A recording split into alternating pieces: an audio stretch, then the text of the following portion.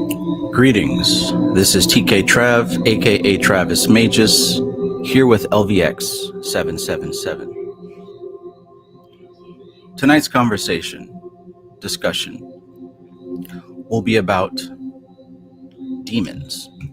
And this is a favorite topic amongst those of you who enjoy working with spirits.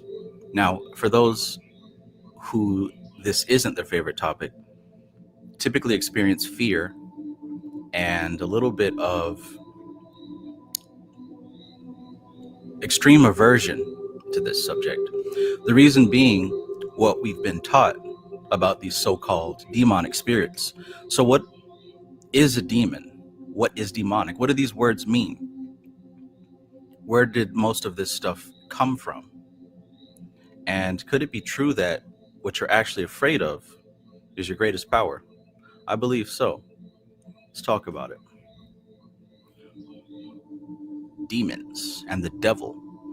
So, if you don't know, of course, I would consider myself a Kabbalistic magician, meaning that most of my work is based off of the structure of the Kabbalah. And before I got really heavy into the Kabbalah, I found myself digging into the Goetia. That's where I really got my start at full-time, real deal magic. So the Goetia is a system of 72 spirits, and this is where we get the typical images of these legions of hell, these monstrous, grotesque beasts that exist in some other plane, claws and gnashing of teeth and all that good stuff. Is this true? Is this true? Do Christians have the trademark, the copyright to what a demon is? If the answer is no, well then why is so much of the Christian fear-based programming lodged into our heads? Magic begins to work effectively and consistently once you learn to break free of the brainwash, the mind control, the cultural themes that have been packaged up and force-fed to you. So oftentimes you'll see people and they'll see something dark and scary and mean, and they'll say, oh, that's demonic. Oh, that's demonic. A big part of my journey lately, the past couple of years, and a big part of my understanding and wisdom has come from the practice of stopping and analyzing the words that I use, analyzing the words that I think in, that I believe in. Why? Because words have this strange ability to create perception, right? The words that we use and the meaning that we apply to these words, this creates our perception. So if we don't have a clear understanding of where the meanings come from and what we're believing, then of course life will seem random and chaotic. So what is a demon? This is what I ask you. What is a demon? Somebody tell me in the chat. Peace and greetings to all my favorite people. Glad to have you here. Peace, peace. Kona, peace and greetings. Zero, epic time. Peace, peace, my friend. Fat Tony, all is indeed well. Always. Peace to you. Louis, peace and welcome. Serious Suit, 888. Peace, peace, my friend. Spiritual Lesson Sessions says, oh my God, I just had a little Instagram rant about this. Nice, nice. Let me know in the chat what you came up with. Coop TGS, peace and greetings. Wraith 636, peace, my guy. Dub VT, peace and greetings. Good to have you back. Elashi Eternal, peace. Ashley B, peace, peace. Lesage Decote, can't talk about demons without you. Peace. So Elashi Eternal says, a subconscious program running my inner genius. I think that's a great way to put it. Absolutely. Coop TGS says, you titling this video that way, you're going to trigger a whole lot of NPCs. Oh, I mean Christians. You know the game. You know the game. Valara, peace, peace. We can't talk about demons without Valara.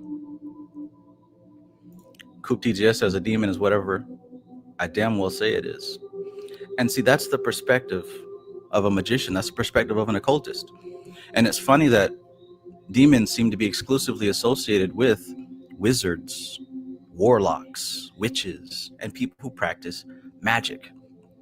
So I urge you to really ask yourself, what is magic? What is a demon? What is an angel, right? There's this weird belief that we have about how demons and angels are at war with each other. I used to believe that, right? And I'll tell you the story of how I broke that programming. I broke it through experience, not through reading a book and not from watching a lecture. I broke this erroneous belief that angels and demons are at war with each other. You know where that comes from, right? You know where that comes from. Ronnie Gray, peace, peace. Rose of Flame, peace and greetings, my friend. Peace and greetings.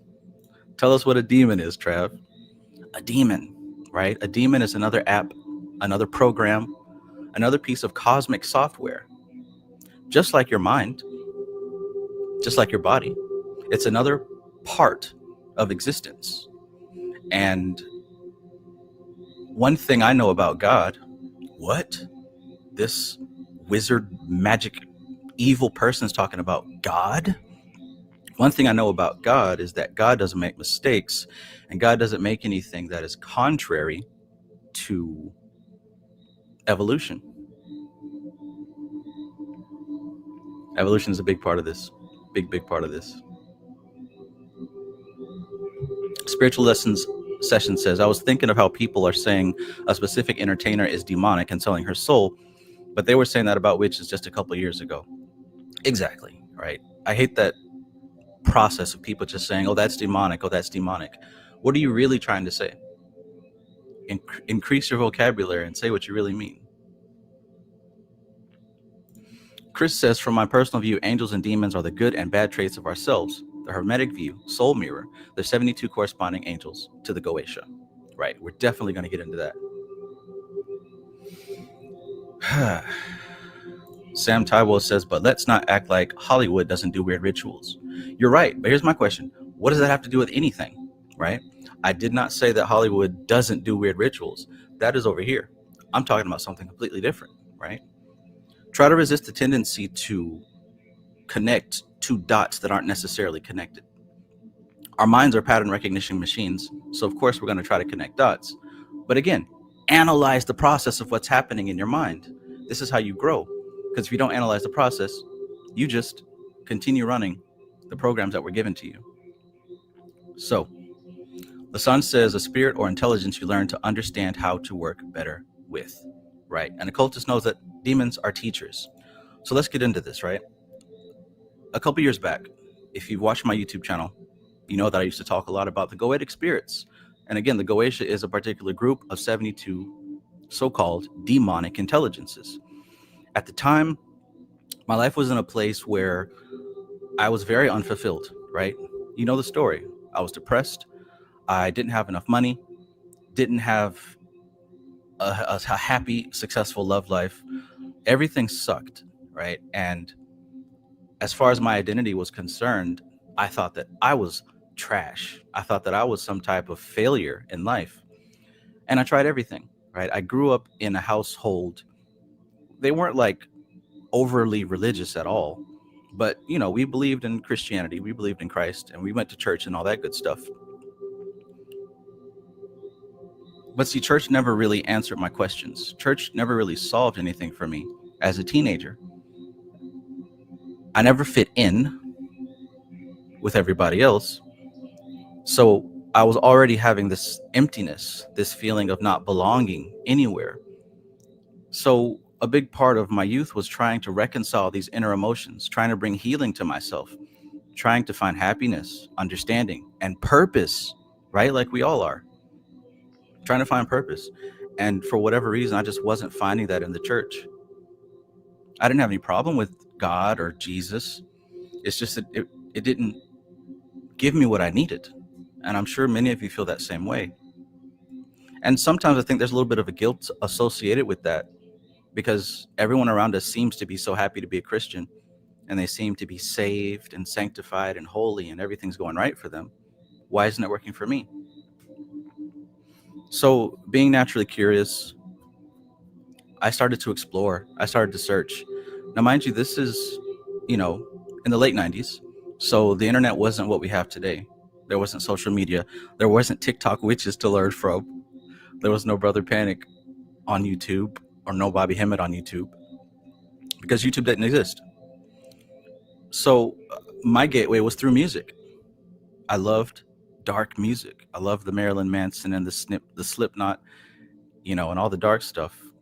And eventually, through listening to this music, specifically reading Marilyn Manson's autobiography, he mentioned a few key books, right? He mentioned the book, the Satanic Bible. He mentioned the Necronomicon and certain other things. So I went to the local Books A Million and I picked those books up, and I looked around and I bought some of the other dark, spooky books. I didn't know where to start, of course. I just knew I wanted to know something different. I tried looking into the Greek mythology. I tried looking into the Egyptian mythology. So the only place left was the dark side. And isn't it funny how that happens? The place you don't look is where your answer is. The place you're afraid to look is where your answer is. So I bought these books and I'm reading them, reading the Necronomicon, learning about Cthulhu. That's what it was. Video games as well. Long time ago, there was a PC game called Pray for Death. You should look it up, Pray for Death. And it was a fighting game, and it was very obscure. We found it at what do you call it? Not a junk sale, flea market. We found it at a flea market, my cousin and I. Again, this is before Cthulhu was a big deal. So I found that game, and I see this character named Cthulhu, and I thought he was so cool. And I come to find out he's from the Necronomicon. That's where I learned to buy that book. Anyways, I started to see all these rituals in that book and all these spells. I think at one point there was even a love spell, and that caught my interest the most because there was a particular girl who I fancied. So I tried doing one of these spells. Now, I'll go ahead and tell you, during that time frame, the love spells did not work for me. At least I don't think so. I was just trying whatever. I was just trying to do whatever, but I got into the habit of sneaking away into the night, lighting a candle and doing these dark rituals, going into this space of my own and reaching out to something, anything, to help answer my problems, to help soothe my pain. Somewhere along the line, and I remember it being during a Halloween season. This might have been the Halloween of 99, maybe even of 2000. But somehow I started to develop a connection. Something reached back. I connected with an angel.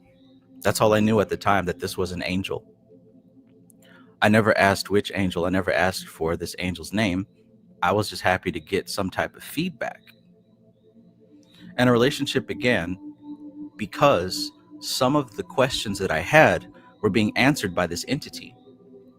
So this was really my start in spiritual communication and learning for sure that there are intelligences that are beyond my ego, that there are things, independent things that exist beyond my body.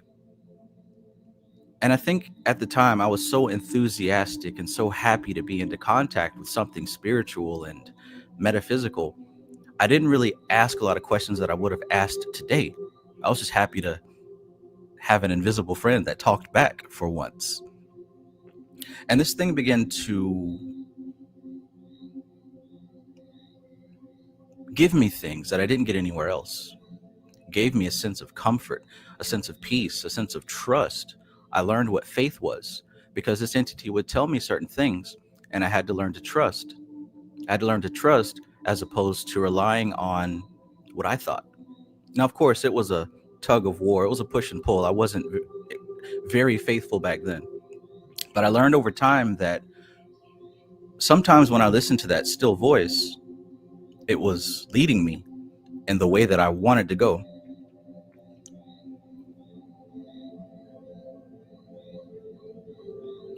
So as my connection with this entity grew and got stronger, it began to lead me in the direction of the answers that I sought, whether it was books, whether it was people. Eventually it became websites, and it became a personal teacher holding my hand all. Never, not once, has this thing been evil or hurtful or, you know what I'm saying, anything that would be considered bad or negative. Not even to this day. Not even to this day. So I think early on in my spiritual career, I learned to trust my own experience over what other people are telling me. Now, I learned pretty quickly not to tell other people about this experience, not to talk about it with friends or family, because obviously, what are they going to say, right? At worst, they're going to say you're crazy. At best, they're going to pray over you and, you know, tell you to get baptized and all that.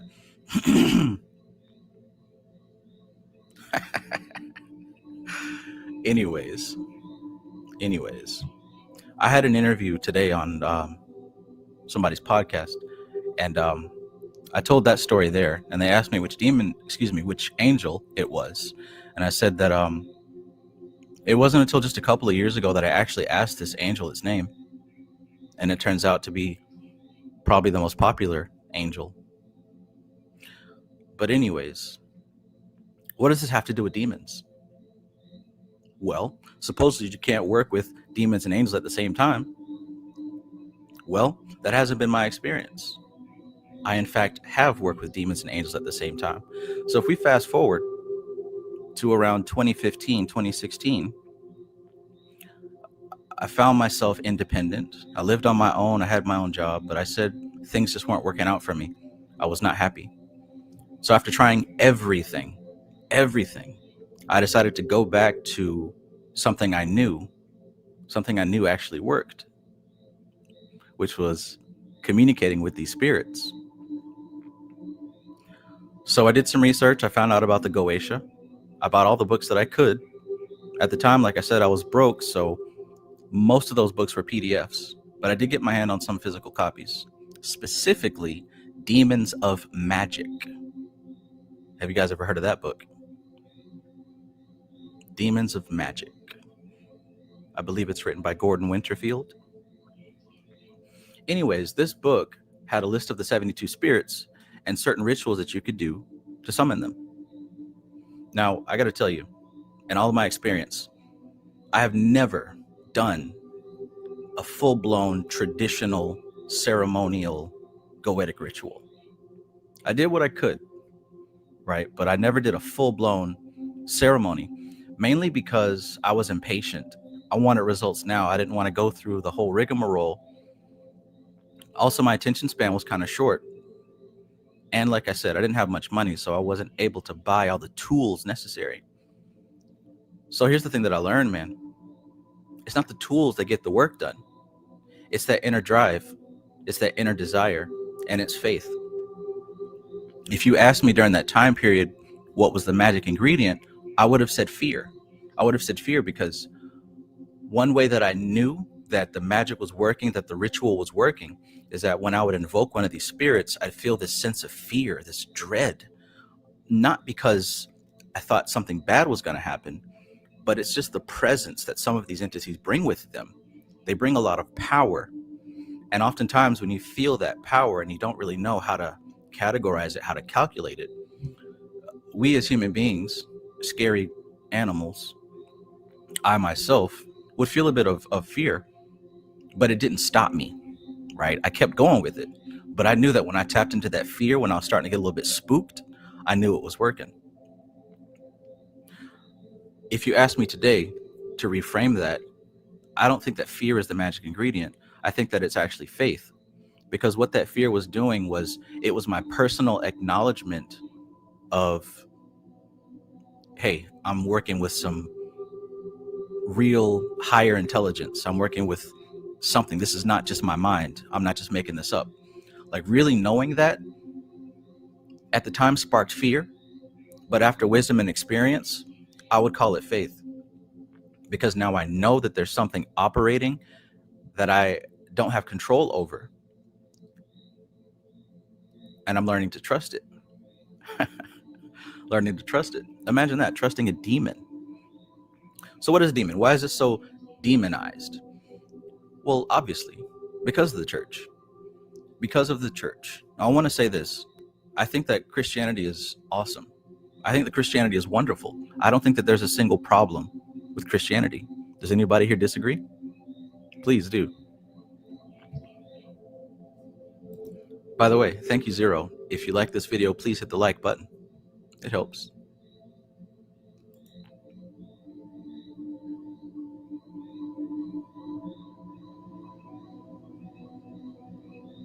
It helps.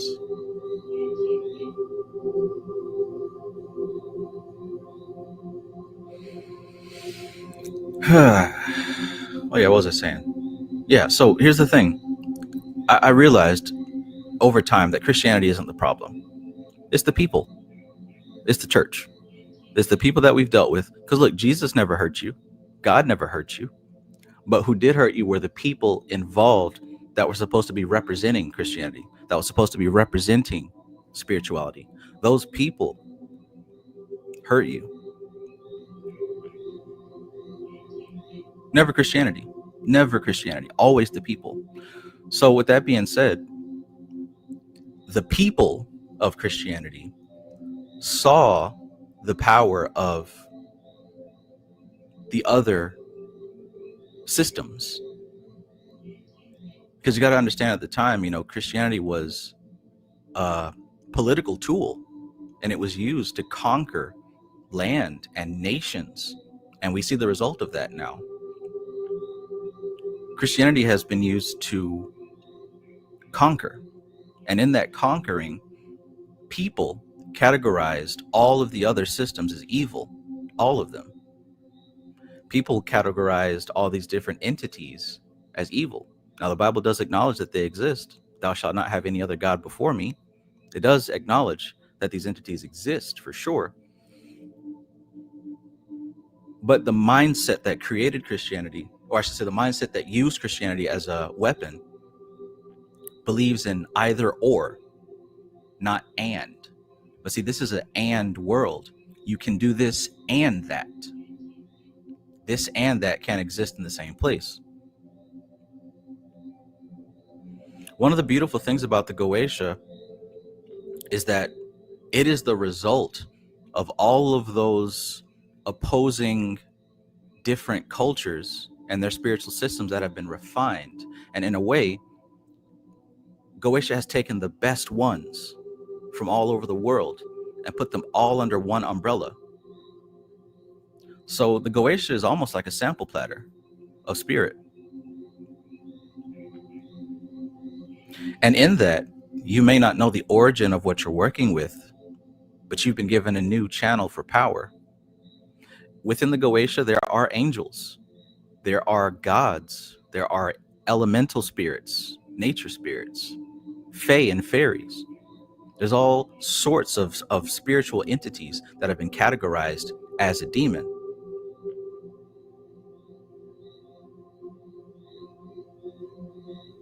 In any case, the belief that all other spiritual systems are evil and Christianity is the only good, it's that belief that has caused this whole thing about demonic, being bad.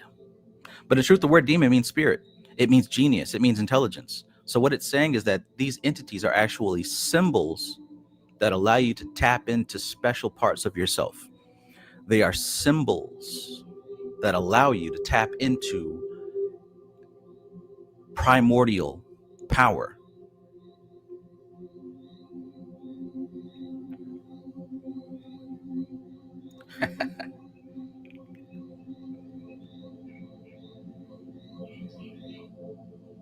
Lasange Decote says, Left Hand Path has me raised or critical of Christianity. I scrutinized the hell out of it. Yeah.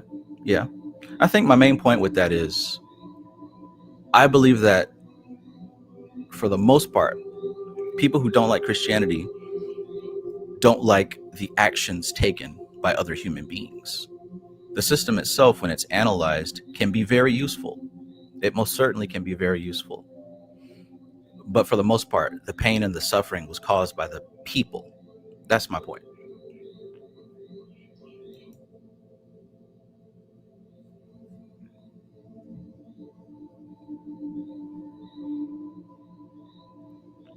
So, along with that whole thing about the Christian takeover, is that we've been given this paradigm of good versus evil. It's always this versus that. But that's not the way that spirituality works. Spirituality is a system of subjective interpretation. Now, that doesn't mean it's a free-for-all, just do what you want, believe what you want. There are truths that exist on an energetic level, but it's not so cut and dry as good versus evil. So here's how I learned about the angels and whatnot. During that time frame of me working with the Goetia, sometimes things got pretty hot. Sometimes I invoked certain spirits out of anger or out of revenge, right? People did me wrong, people hurt me, so I wanted to invoke a spirit and get some payback. And sometimes it worked too well. And there were times where I kind of feared, like, what have I done? Will this come back on me? Did I hurt somebody for real? And there was a point in time where it got really heavy. And I figured, okay, well, I caused a lot of damage. The only way that I can undo this damage is by working with the angels, because, of course, angels are against demons. So I found another book called Angels of Magick. And lo and behold, this was also a system of 72 spirits. These patterns start to coalesce.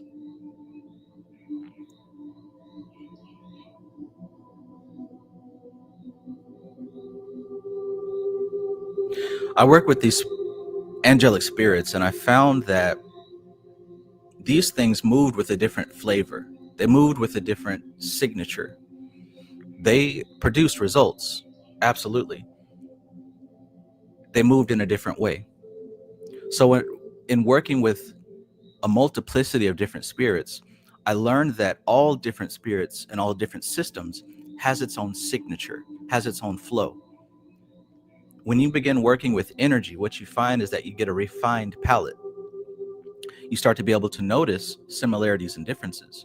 Working with Necronomicon spirits feels way different than working with Goetic spirits, feels way different than working with the Shemham Mefrosh or angels in general, feels way different than working with the Fae and nature spirits, feels way different than working with elementals. These different classes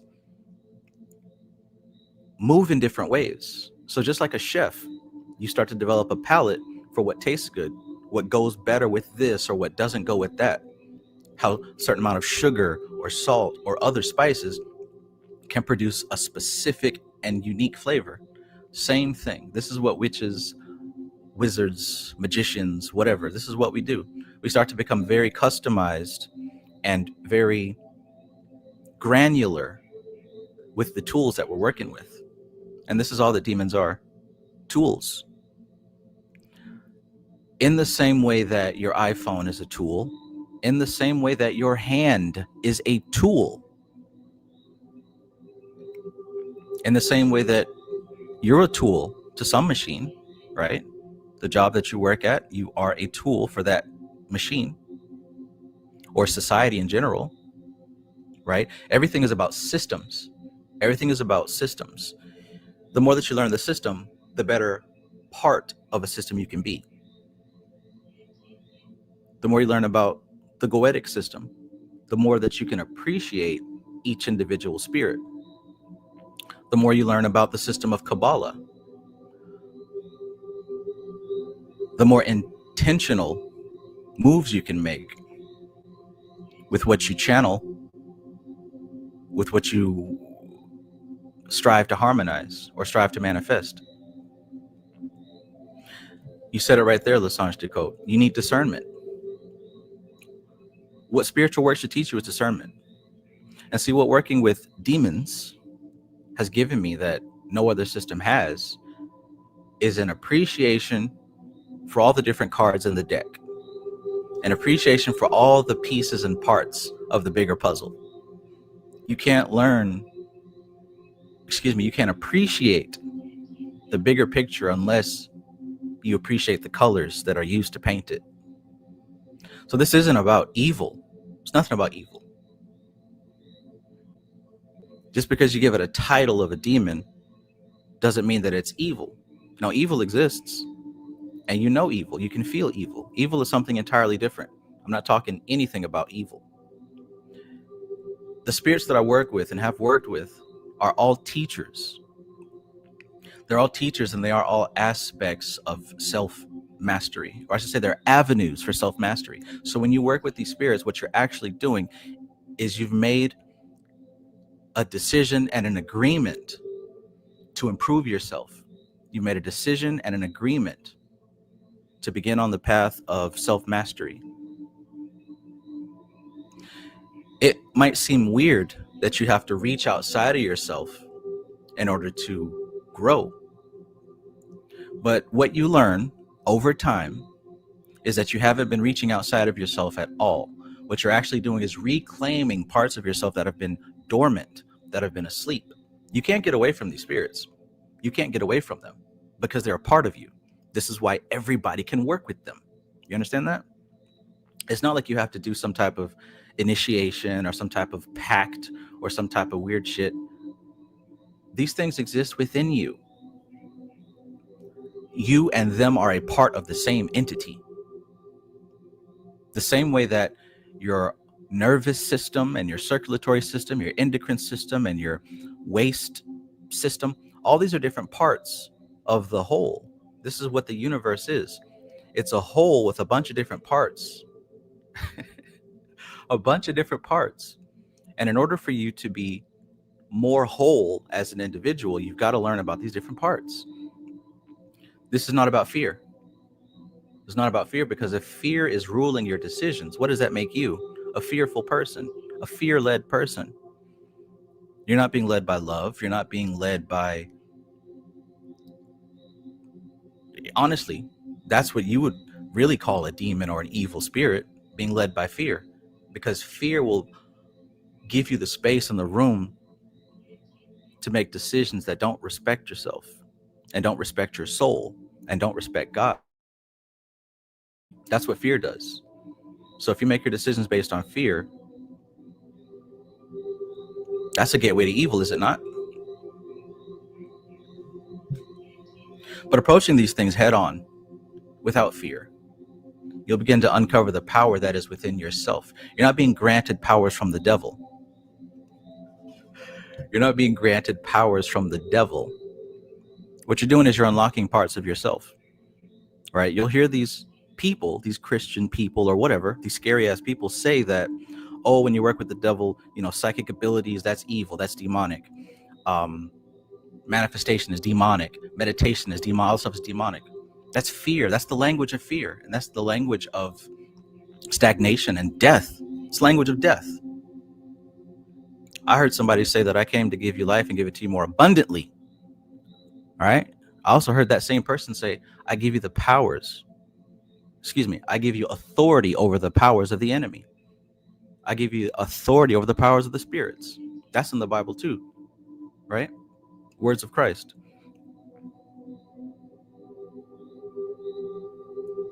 In the beginning, I talked about developing a relationship with a specific entity. And I've developed a relationship with many different spirits.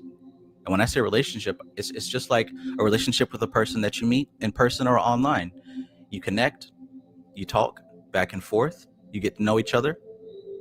If you're able to help each other, you help each other. You might have some knowledge to share. You might have resources to share. A relationship is mutually beneficial. And in this case, when you work with a spirit, over time, you develop a relationship that's mutually beneficial.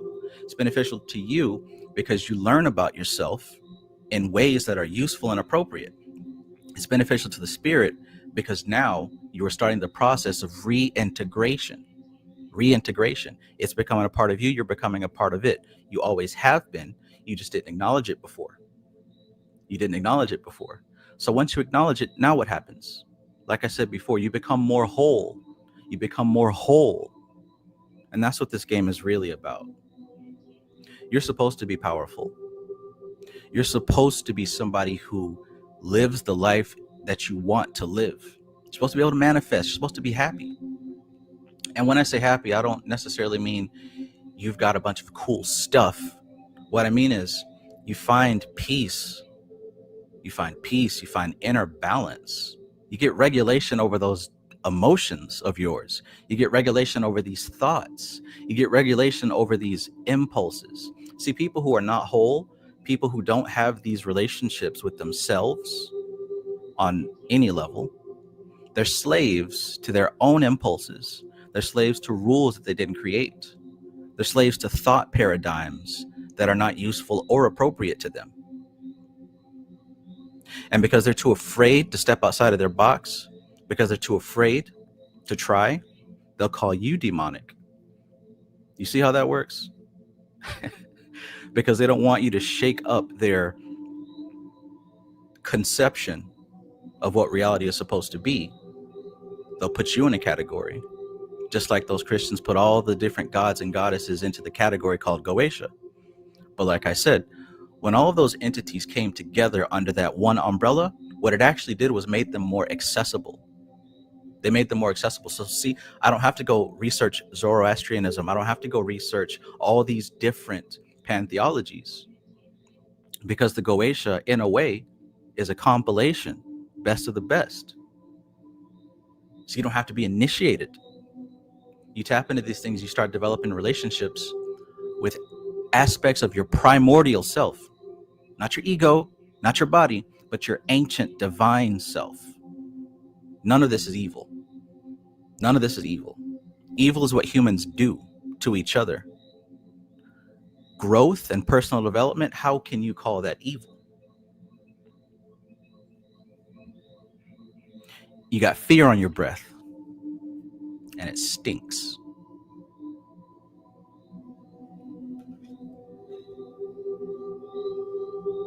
Altoids.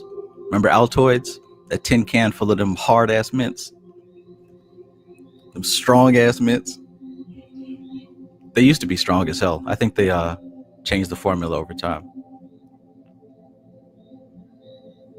So yeah. I haven't been talking much about demons on my channel for quite a while, mostly because I've been mainly focused on understanding the structure of Kabbalah, understanding the structure of the tree of life, understanding the structure of the universe, consciousness, and the soul. And that has benefited me so much, so much. I remember having all these questions. That's how I started this journey, right? Having all these questions about, how does this work? What does this mean? What happens when I die? Is the devil real? Are angels real? Does God hear my prayers? I had all these questions, and they're answered now. They're answered now, and one of the biggest parts of that answer I found was that the reason for my confusion and most people's confusion is the paradigm that we're thinking in. If you don't know all the pieces and the parts of the puzzle, you'll start thinking in broken patterns. Knowledge heals that. Knowledge heals that. Universal mastery. Peace, peace, peace and greetings, my friend. Blessings to you. I mentioned that I had an interview earlier today, and he mentioned you. He spoke highly of you. So hopefully he'll be reaching out to you and ask you about a interview as well. But yeah, if you haven't already, because I'm sure if you watch my channel, you've subscribed to Universal Mastery. But if you haven't, click on his name right here. Go check out Universal Mastery. He talks a lot about the clip-off.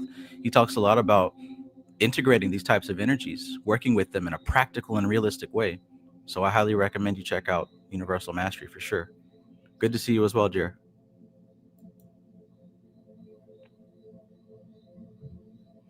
Karina Glover, peace, peace. Karina says most are old forgotten gods because of religion. Right.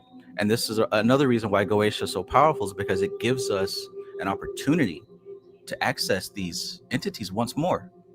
And I'm telling you, the evil is the humans, not these entities. What these entities are are gateways. They're doorways. They give you access to, like I said, primordial parts of yourself and some parts that aren't so primordial, right?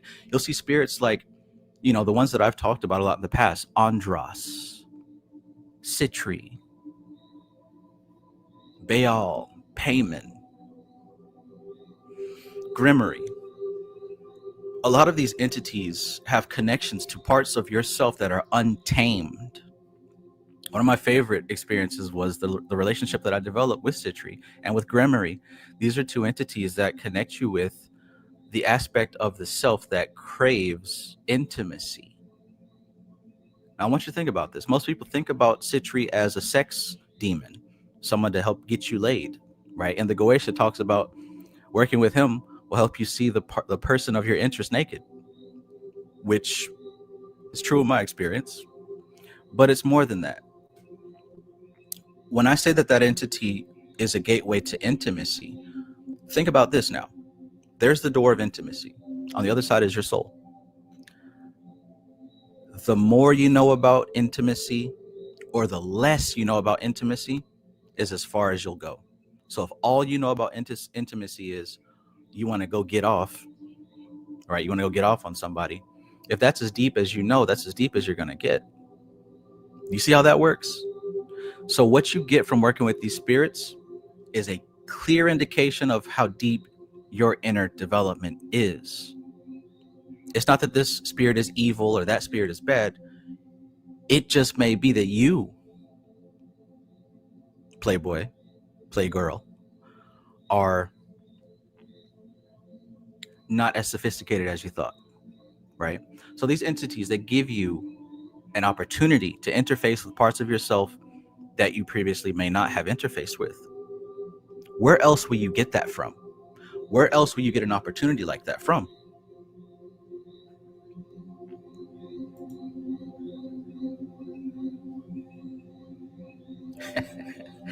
We can talk on and on about the different spirits and the different things that they've taught me. And I'm sure many of you have worked with these spirits too, and you can attest to what I'm saying. These are teachers. These are not enemies to be fought and defeated and subjugated. I said a few moments ago, it's about the paradigm that you're thinking in. See, there's a paradigm that also used Christianity as a weapon. That same paradigm has an innate desire to conquer, to subjugate, to enslave. And you'll see that in a lot of the ancient books that were written about these spirits. It's all about subjugating them and dominating them and beating them into submission and forcing them and threatening them. There's a certain paradigm of thinking, right? There's a certain paradigm of thinking that moves that way. It's not religious. It comes with the human, right? There's a human paradigm that believes in domination and conquering, and there's a human paradigm that believes in the connection of all things and how they work together in a system. Guess what they're called? Anybody? Does anybody know what I'm referring to with these two types of paradigms?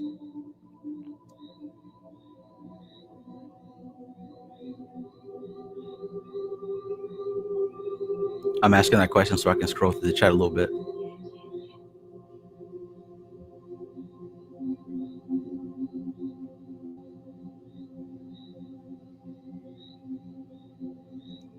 Peace to everybody who's joined. If I didn't say your name specifically while I was going off, I appreciate you being here for sure. I appreciate you being here.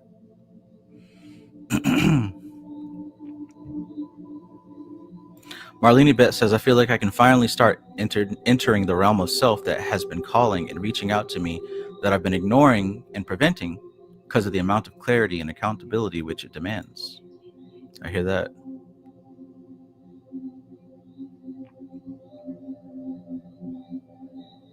So these two paradigms, one which seeks to dominate and one which seeks to connect. Anybody figure it out yet? Remember, like I said, it's not a religious system. It's a human system.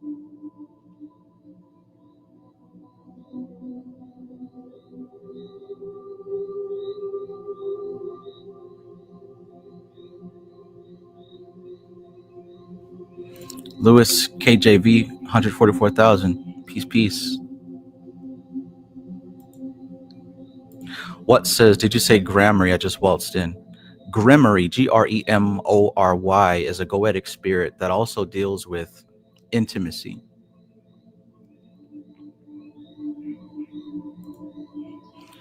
Sam Taiwa says, can you develop supernatural abilities with these demons? Absolutely. In fact, like I said, all of these, think about how you're thinking about this, right? Because depending on the paradigm you're thinking in, this is what's going to allow you to ask certain questions. You will begin to develop supernatural abilities working with any spirit, any of them, if you take it seriously.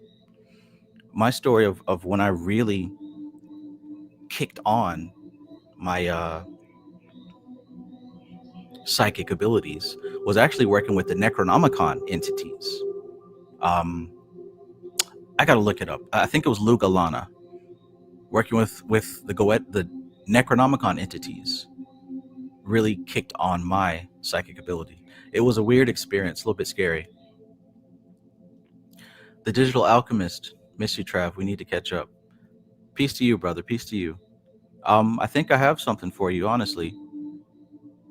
The most recent workshop.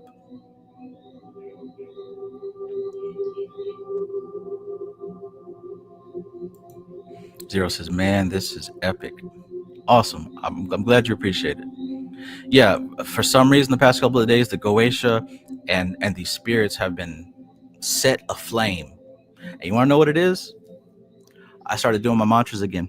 Real heavy. Saturn. Om Sham Shanishraya Namaha. So, just a side note, Vedic astrology is amazing. You are blessed and fortunate and very auspicious if you have a Vedic astrologer in your life. If you have access to a Vedic astrologer, let me tell you. But my Vedic plug, Kristen, some of y'all who've been rocking with me for years know who I'm talking about. She let me know, according to my chart and what's going on right now, I owe Saturn 23,000 Bij mantras. You know, she read my chart. She looked into exactly what was going on before I even said what was going on. So she already knew the remedy. And I've been going hard on my mantras nonstop, all day and all night and in my sleep. I think that I am almost at 23,000. I don't lost count, but pretty much I'm just going to keep doing it. And I feel the changes. And I've forgotten that when you do these mantras every day, it starts to circulate something in your aura. It starts to do something in your energy field. It starts to build something around you, a certain resonance. I love mantra work. That's some of the most immediate magic I have ever worked with. So if you know what mantras you're supposed to be doing, let this be your reminder to pick them back up. Om Sham Shanishtharaya Namaha.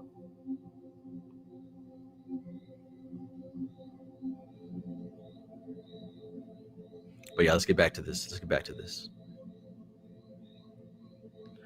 Right hand path, left hand path says Coop TGS. I like that. Chris says the way you approach spirits is the way they're going to treat you. A direct reflection. Yeah. In fact, the way that you treat life is the way that it's going to treat you. Life is a spirit. Mother Nature is a spirit. Everything you interface with is a spirit. Money is a spirit. Your home is a spirit. Depending on how you interface with it is what you're going to get back.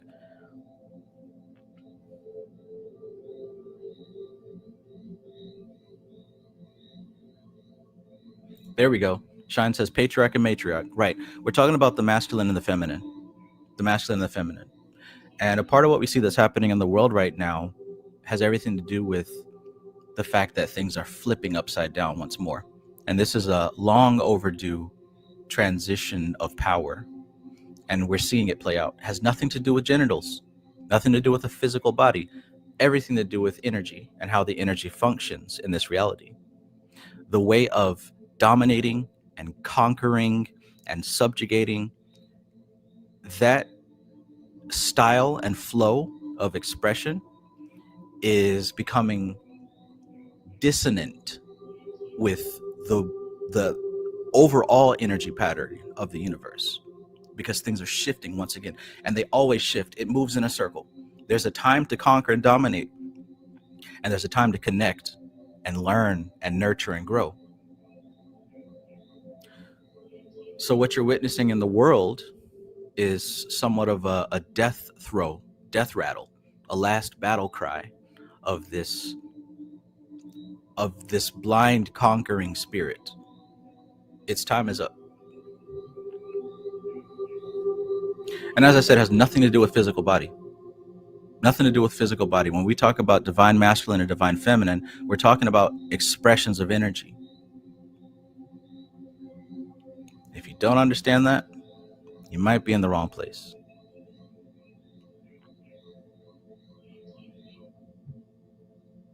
Elisha Eternal says, the darker the berry, the sweeter the juice.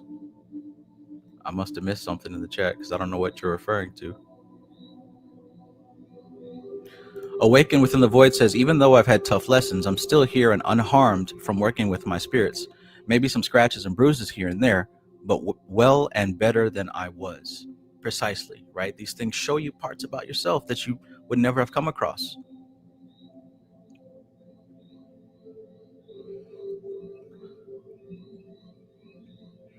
For the culture, peace.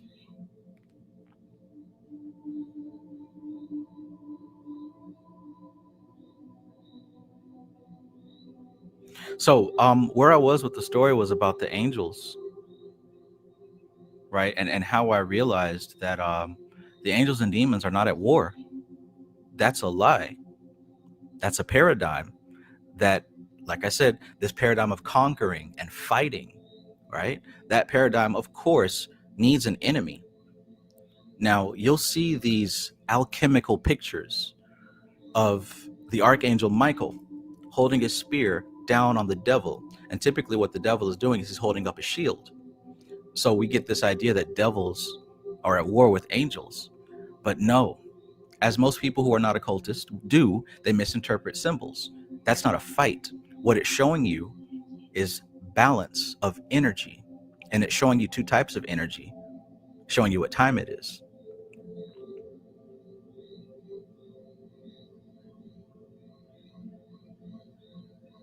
But yeah, check this out.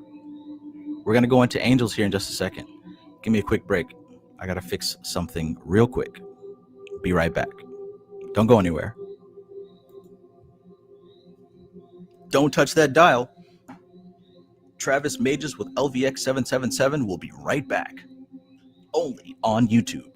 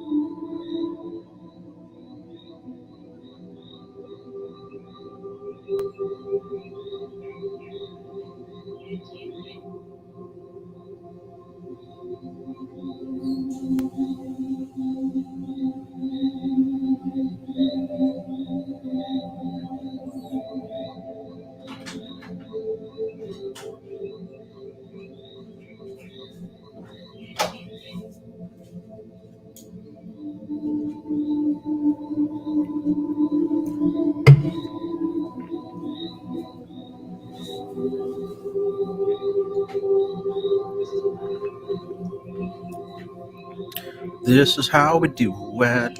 It's Friday night, and I feel alright.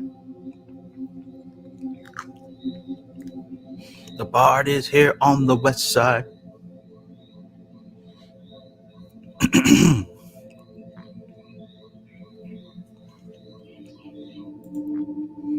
Okay, we're back. So, angels, right, are not at war with devils. That is, of course, the conquering, dominating thought process of those who used Christianity as a weapon. So, I told you the story of me working with these demons. Things were going great, but I had an experience where things were going a little bit too well. I let my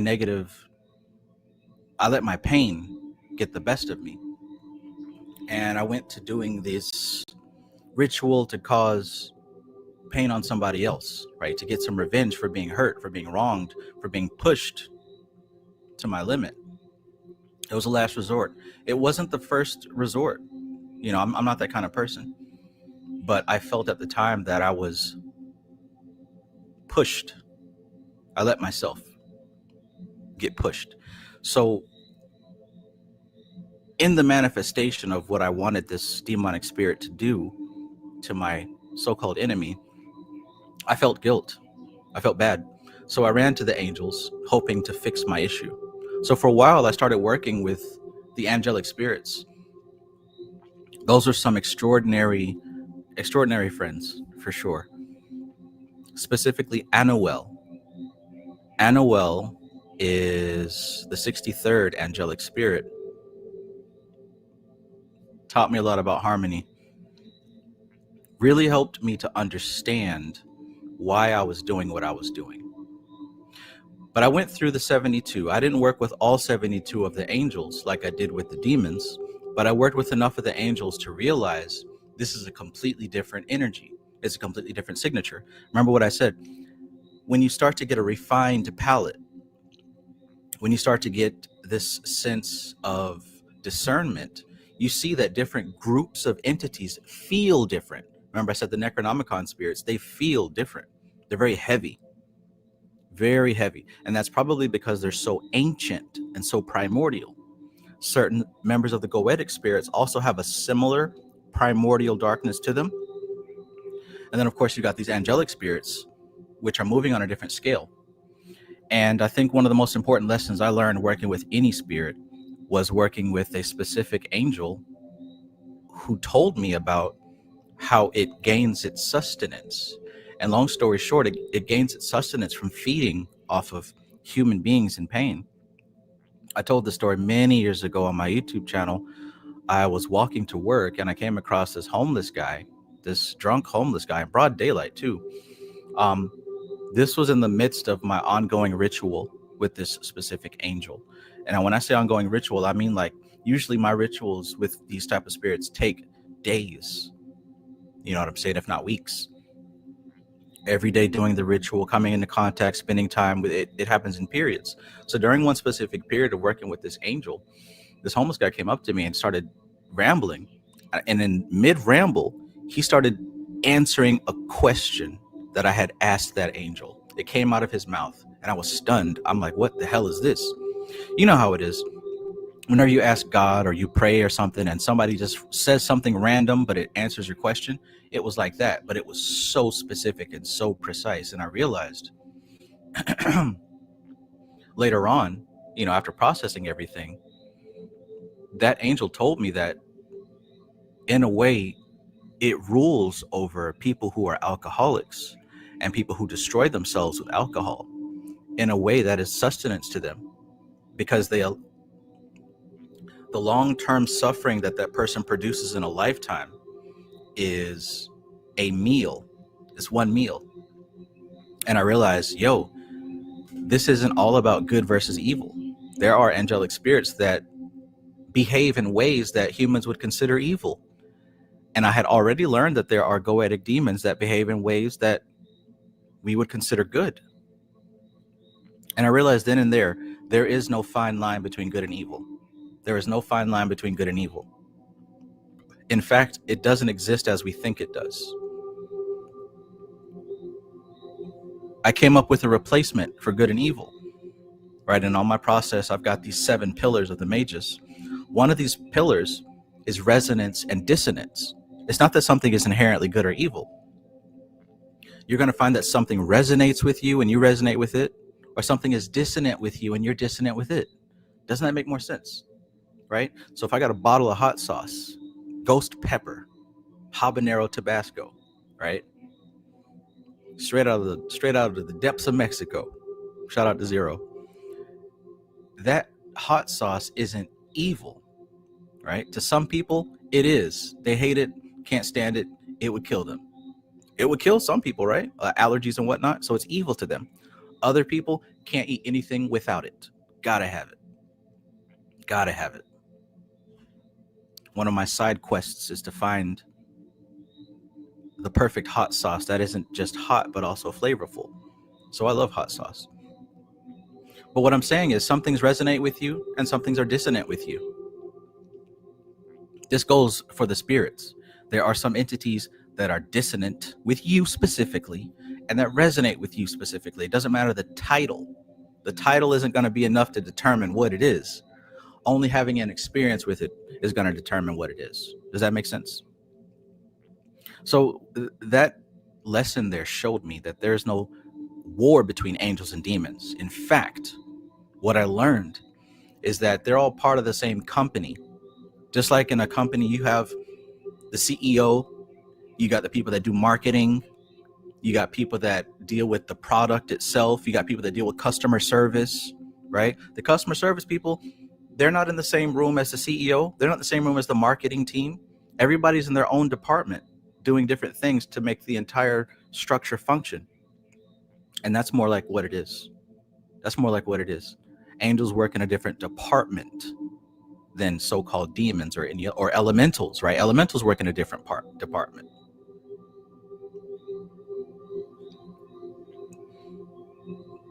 So it's good to understand that going in. These things have different domains that they have influence over. So let's say, for example, you want to think about power. You want to think about having power. Well, first of all, what does that mean? What does power mean? To some people, it means the ability to get things done, the ability to make things happen.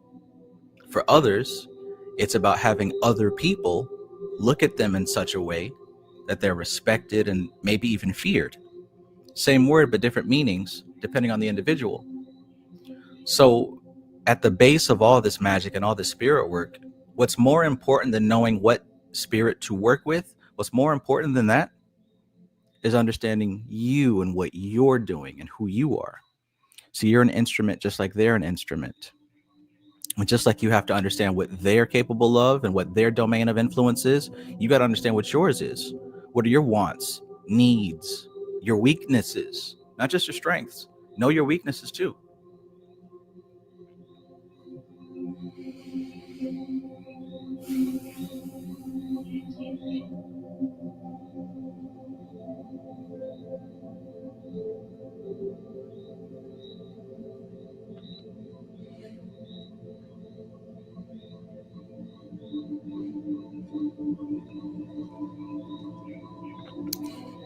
All right, all right. I'm just scrolling down the chat here because I know I missed a lot. Eon, peace. Eon says meditation activates the same part of the brain as dreaming and psychedelics. Absolutely. Once again, this stuff is a part of you already. And this is what I mean when I say it's a part of you. You have access to it. You have clearance to access it. You got the credentials. You're qualified if you're willing to move on that qualification. If you're not willing to move on that qualification, then you're not qualified.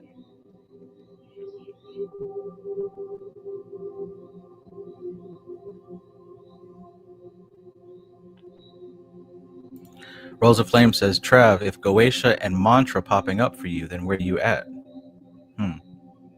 Good question.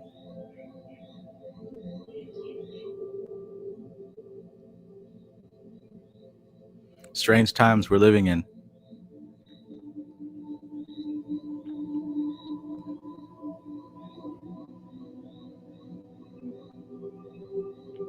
Benjamin37 says, I feel like Lucifer and the Baphomet help with fame and riches. Would you agree? Perhaps. Perhaps. But again, like I said a little bit earlier, if that's the doorway that you believe that they stand over, you're only going to be able to go through that doorway as far as you understand the concept of fame and riches. And if you don't understand it very well, you may get mixed signals. I wouldn't use those words to say that's what they represent. I would not use those words. I think that Baphomet and Lucifer are going to represent something way more metaphysical. Sure, we can talk about stuff if that's as deep as you see. I think they represent spiritual riches. Spiritual riches.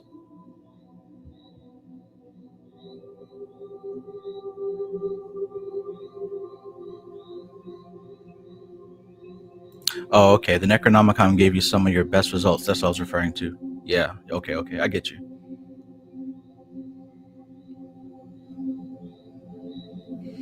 Useless familiar. Peace. Yes, that's exactly it. What says tag team, angels and demons? Now imagine what you'll have access to when you work with those forces together. Instead of believing like the rest of these knuckleheads that these invisible armies are battling with each other somewhere in, I don't know, space, right? Where are angels and demons going to war with each other at? How are they going to war? Are they using bullets, nukes? Are they using Doctor Strange finger beams? What does this war look like other than what somebody from church told you? What is the war? Where is the war? How is the war? See, this is something that humans do. And when we're using a human understanding of these things, of course, it's not going to make sense.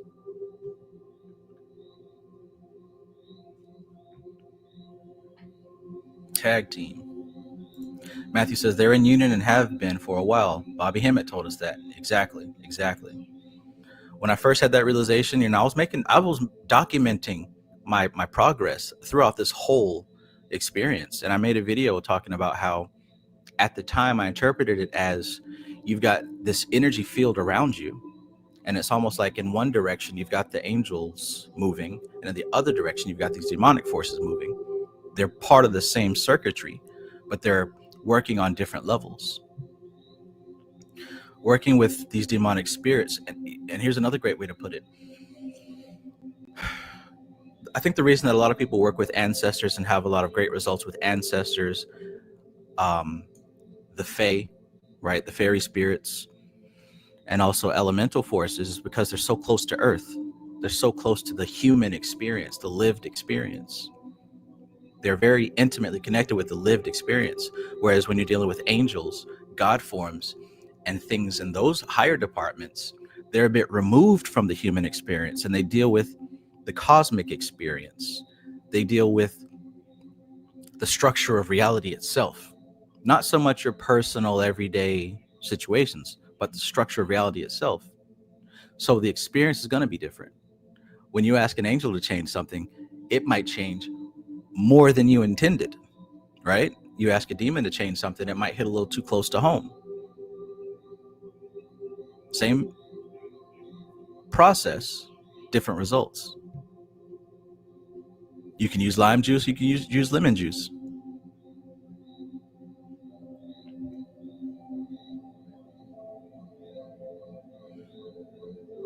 Oh, I must be way back in the chat.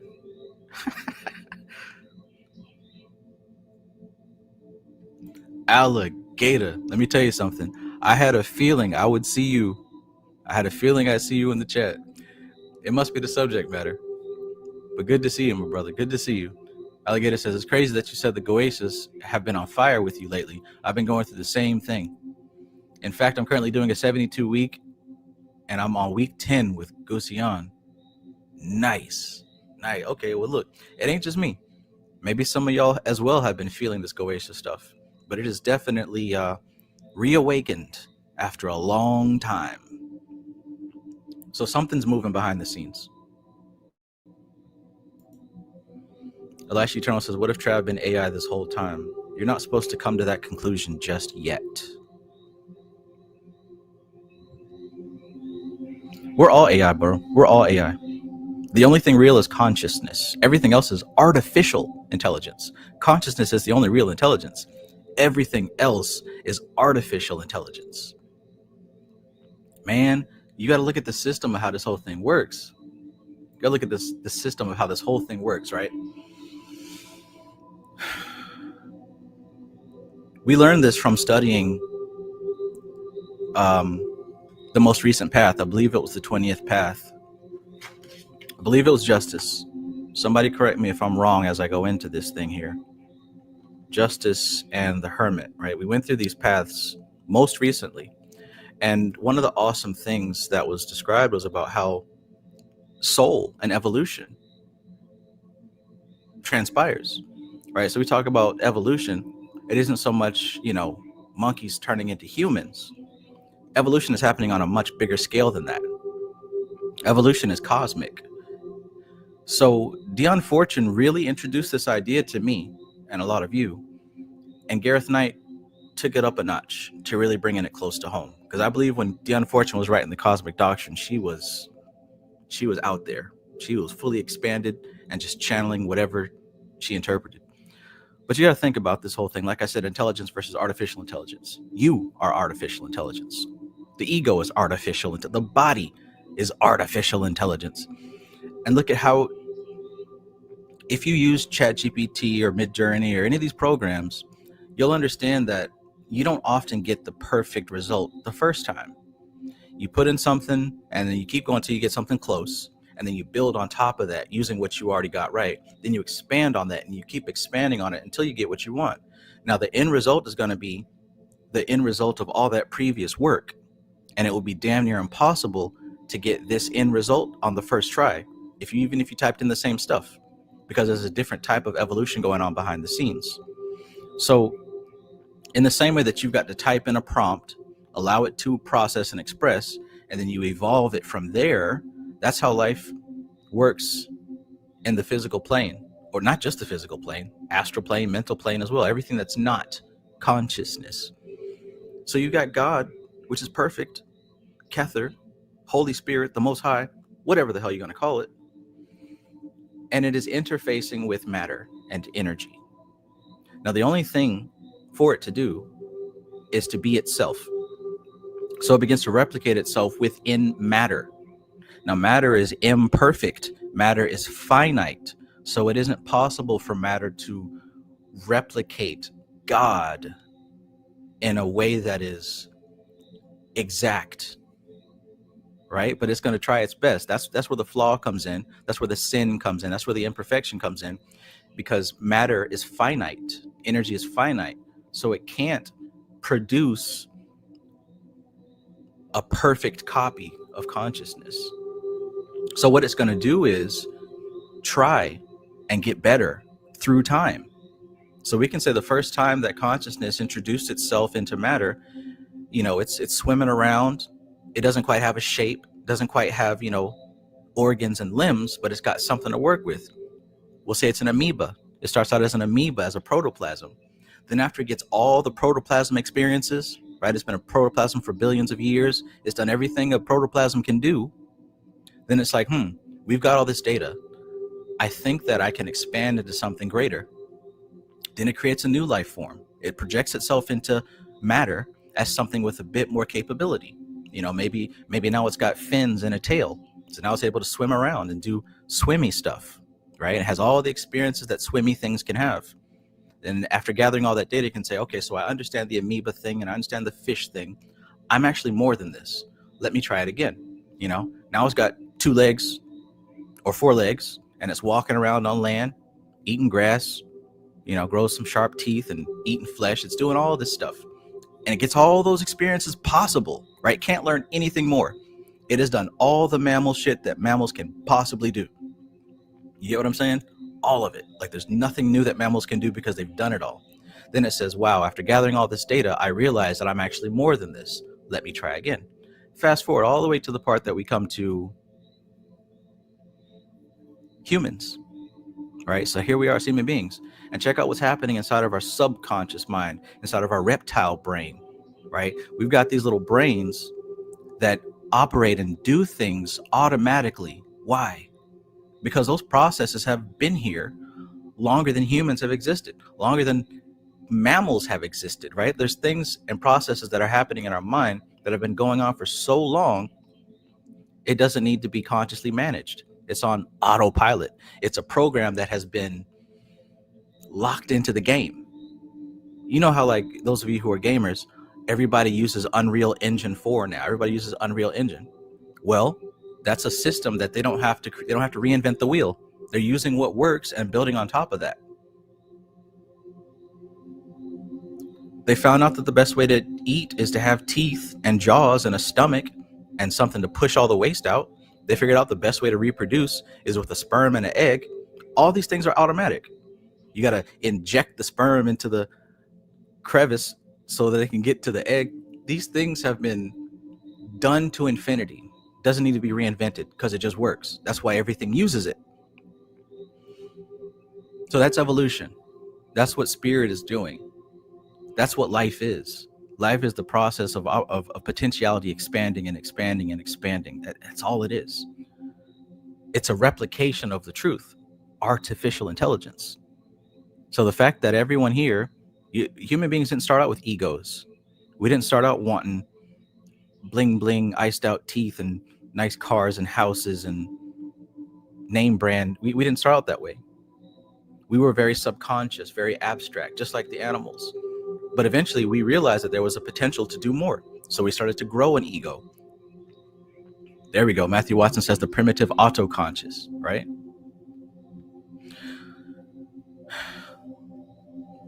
Yeah. So we've developed things because, again, God is replicating itself within matter.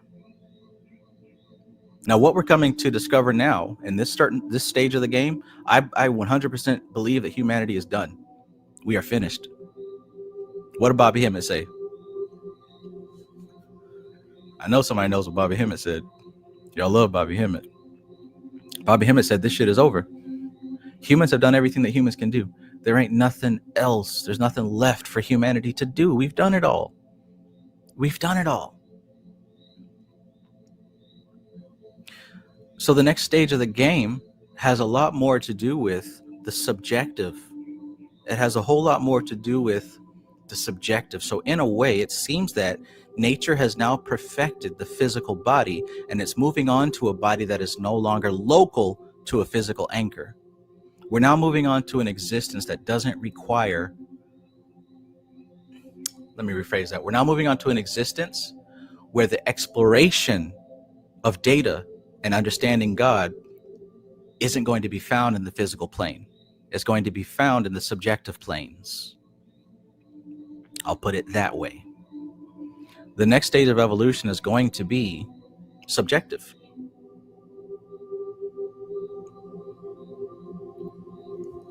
Swami Satyasangananda Saraswati mentioned something like this in Talk with Shruti. She said that humanity and the physical creature is perfect. It's evolved to the point of perfection. The next stage of evolution is going to be spiritual. It's going to be an evolution of consciousness. She said that a long time ago, and it sounded cool and it made sense, but now it makes even more sense to me. We're done on the physical plane. Hell, nuclear bombs could be dropped. I ain't tripping. Let's go. We're long overdue. We long overdue, aren't we? But, there should be no fear when it comes to death. Because hopefully, by now, there's not demons in hell waiting to torture you. Especially if you've done the work in life now. You started to build these relationships with spirit. You started to develop a familiarity with how spirit flows. You'll start to learn that there's not a punishment in hell waiting. And there's probably not a mansion with 72 virgins in heaven waiting either. Life doesn't stop, it moves on to the next phase. Remember what I said about consciousness and evolution? 1222. The body is done. The body will stop where it is. The ego, the mind, the personality, that's going to dissolve too. But the spirit, right? That aspect continues. The soul will continue for a good while too. Technically, according to the texts, the soul continues until it goes on for an evolution. So in other words, there was a dinosaur soul and it did its work. Good. There's also a human soul, right? So if the human experience is complete, that means that a new soul is branching out into the physical plane to have its experiences. I wonder what that could be. I wonder where we might see that the seeds of the next evolution, right? I'm not saying anything specific, but I think that all of us kind of have a general idea of what's next. And we don't know how it's going to happen. We don't know the details yet. But I'll tell you one thing. I can't predict the future. However, I'm excellent at pattern recognition. That's something that I excel at. And as a magician, as an occultist, you should be an expert at pattern recognition because that's the language of the universe. Patterns. Not English, not Sanskrit, damn sure not Hebrew. The language of the universe is pattern. And when you become familiar with reading pattern recognition, you start to see the signs, right? Tarot reading isn't predicting the future. It's pattern recognition. You're reading energy. Look, man, you come to this channel, you're going to learn some shit. You're going to learn some shit because that's what I do. That's what I do. And if you're able to read this energy, you'll also see what I'm talking about. It's time to move on.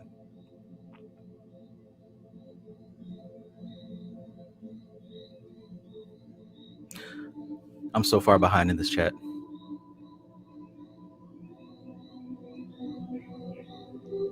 I think I'm 30 minutes behind in the chat. Cosmic Puzzle Peace. Peace, brother. Ashley B says, diving into the Goetia is what led me to this channel some years ago, and I'm ever grateful for it. Greatest occult channel on this platform. Thank you. And I am happy for you.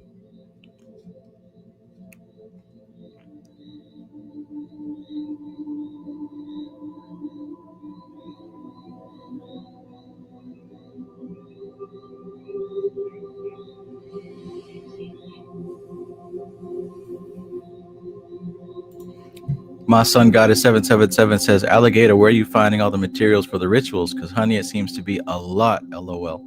Example, a day old lamb on a granite mountaintop. Right. And you see, that was my issue in the beginning as well.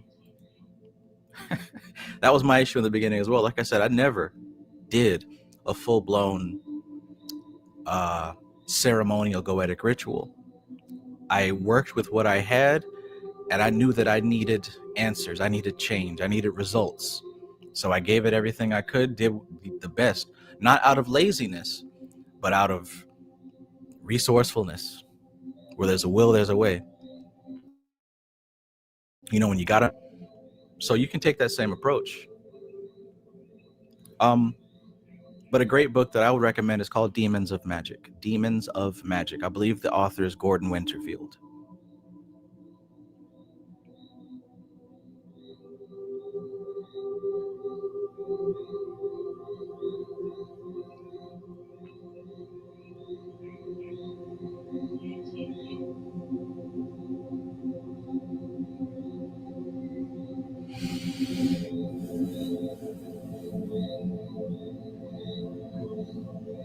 Yes, y'all, and you don't stop.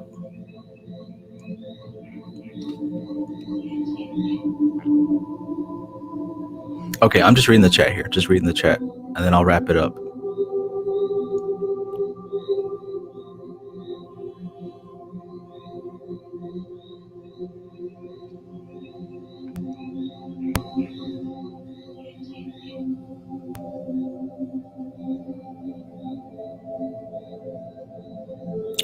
I'm way back at the hot sauce comment.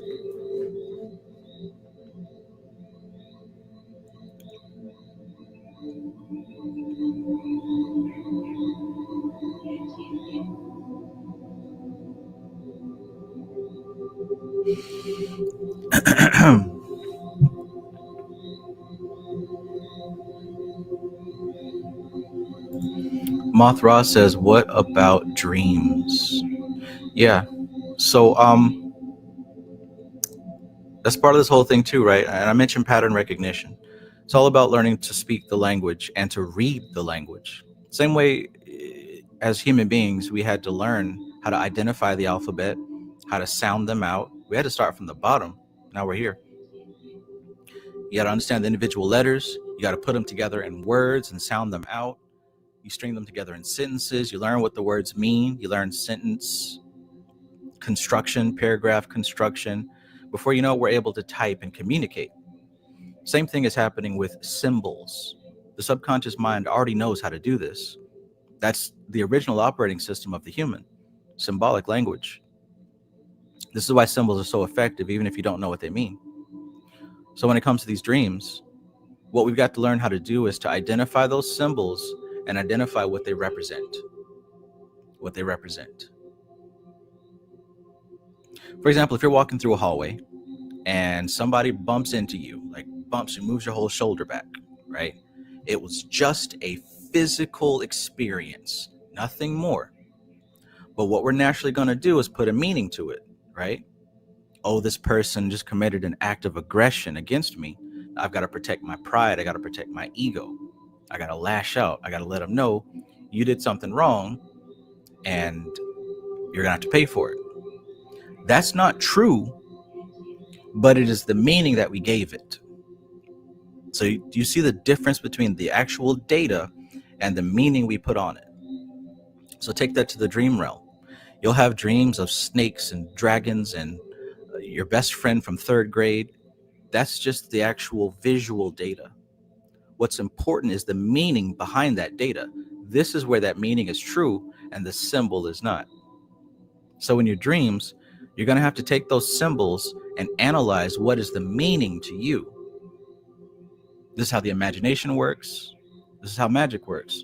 So what you're going to end up doing is learning that there's the raw data, then there's the meaning to it that you've given it, and then there's the energy behind that meaning, right? So we can say the shoulder push, that means, oh, he just tried me, now we have to fight. The energy behind that is aggression. Or we could say the force of Gibera, red.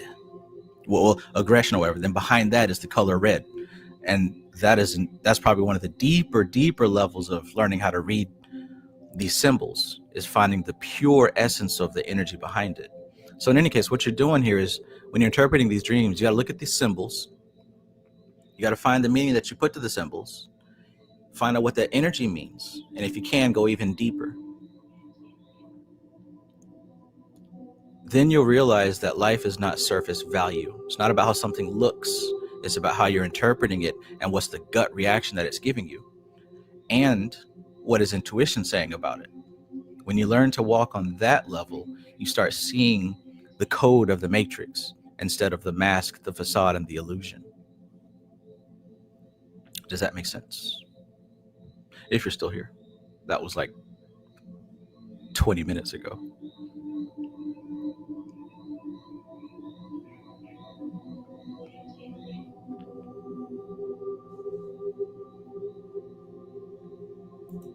Rose of Flame says, so what's the connection between the two, Shem and Goetia?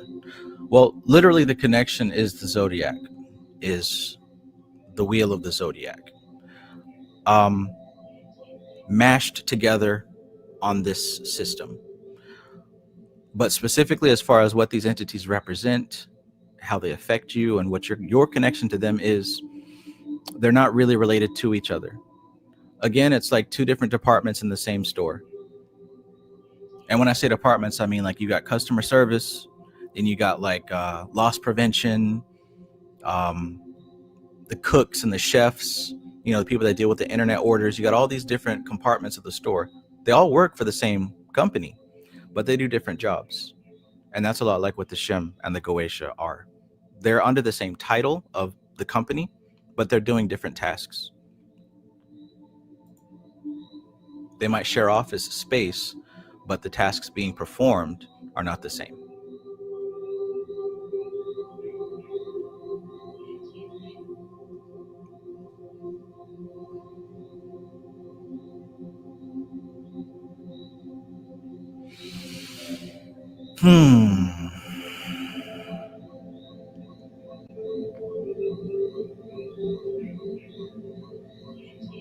Four cats. Peace, peace.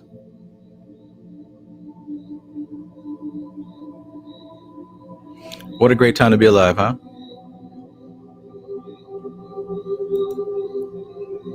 Zero says, this is really helpful. Thank you, Trav. Thank you. Peach soda healed me. Facts, Star Lion. Facts.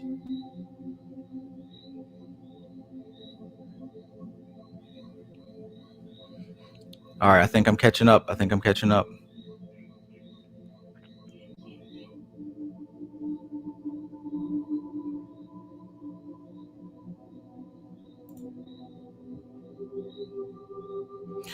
Elash Eternal says, yeah, the hermit path really shifted something in my consciousness when it said the soul often ignores the dark things in the incarnation cycle. Right. And see, this is beautiful because, again, it gives us more familiarity with what we're working with. And the more familiarity that we have with what we're working with, it helps us to integrate it better. We can understand and integrate better the entire system.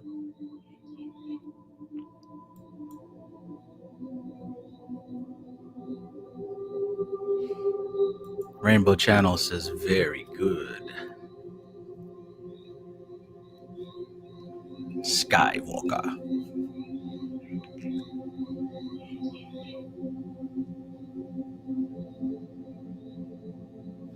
Coop TGS says, I saw recently that they are finding it impossible to get AI to see human life as valuable. It's actually beautiful what's coming. Yeah, of course we would think we're valuable. It's not up to us, though. Let's ask the rest of the ecosystem that we live in. What does mama think of her child? And how is this child getting along with the rest of the children? You know, the ones who've been here longer? Brother pig, sister cow, cousin chicken.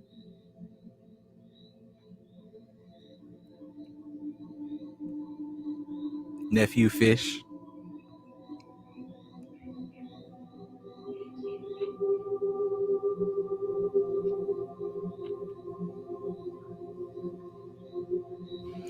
Chris says the second dimension, digital, is the corresponding below to the fourth dimension, astral. The coding of a computer is similar to the programming in the mental plane. The GUI is the space of the astral plane. I like that. And it's amazing how much similarity understanding programming can get you in touch with what's happening on the spiritual plane. I was talking to my friend before this live stream about he's going into the tech world. I've got a CompTIA security certification, but I mean, I never did anything with it.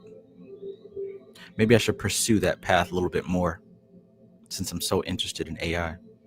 Perhaps getting back into tech will be another level of study for my spirituality. We'll see.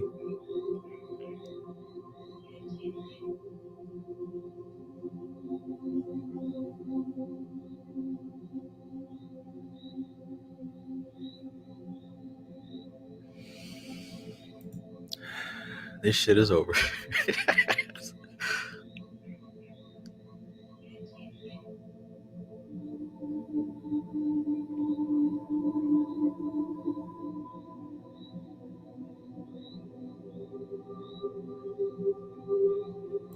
Starline says, I don't know if I can agree with that all the way, respectfully. This world must go on for the sake of babies. If this was over, babies wouldn't be existing.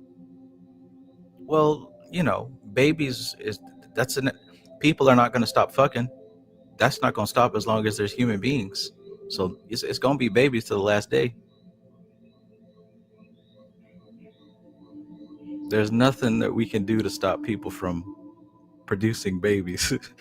Just like if you have, hell, I had a male cat and a female cat at the same time. And as much as I didn't want them to, they kept producing babies.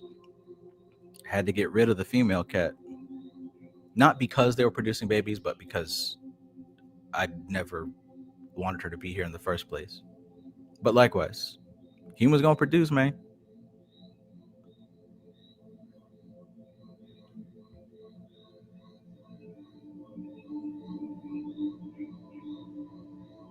Seasons don't fear the reaper, nor do the wind, the sun, or the rain. Starline says babies and rainbow are both signs that life will always continue. Same with Earth. Absolutely. Life is the only thing that's real. What I'm talking about is the evolution and the experience of soul. We still have certain species of ancient organisms. I think things will change drastically. Things that once ruled the planet no longer rule the planet. They're still here. Roaches, for example, they've been here for a super long time. I'm sure at one point, roaches were holding it down. It was probably a roach empire. It was probably roach countries, ant countries, right? It was probably crustacean empires, the frog kingdom. Seasons don't fear the reaper.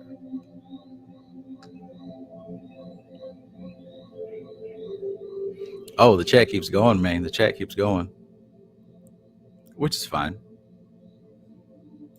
Did they put that scoreboard thing on my channel yet where you can see who's got the highest score in the chat? Yes, they did. Zero's got number 1. Awesome. Lewis King James Version has second place. That's a surprise. Who's got third? Oh, wait. Lasange Decote's got second place? I don't know how this works. This is the first time I've seen it on my channel. Rosa Flame got second place. There we go. Lewis King James Version has first place. And Ma Sun Goddess is third. Gotcha.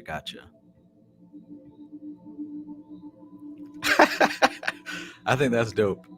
That is super cool. But yeah, you get what I'm saying. Evolution.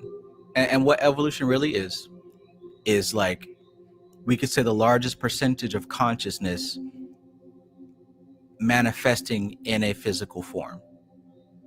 So naturally, that's going to be the dominant species at the time. Then once it gathers all of its experiences, that's what I meant specifically by when I say this shit is over. Humans have done everything that they can do. There's nothing new for humans to do, which is a major sign that the player of the game is now switching games, or in the process of switching games. We are at the very end of human history. That's what I believe.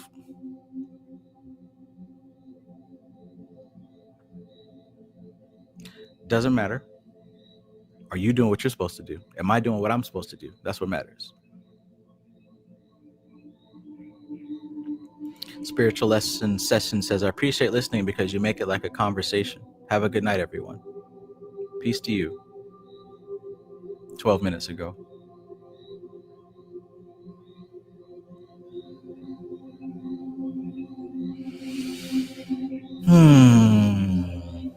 Okay, I swear I'm catching up. I am now just 10 minutes behind in the chat.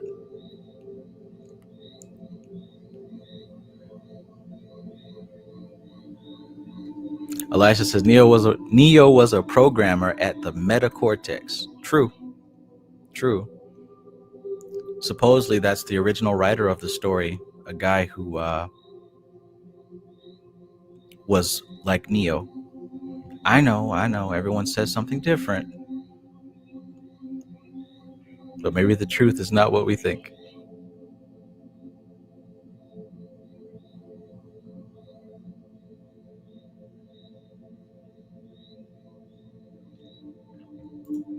Lewis KJV144 says, do you believe there's more good than bad? No, I believe there's a perfect balance. I don't believe in the duality. I think there's a trinity. There's three, not two. Again, with the paradigm that we think in, right? So if our base paradigm is good versus evil, we're going to see the world in good versus evil. I like what the ancient Vedic taught, that there's three. There's Rajas, there's Tamas, and there's Sattva, meaning there's very active, very passive, and then there's a harmonious neutral. Life makes more sense when you can see that. When you can see that. It's not good versus evil or positive. Hell, it's not just proton, neutron, or it's not just proton, electrons. Proton, electron, neutron. It's based on three. There's three forces in the universe. Something is either very active, very passive, or harmonized. Now, that harmonious state, depending on the context, isn't very common. Sometimes it is.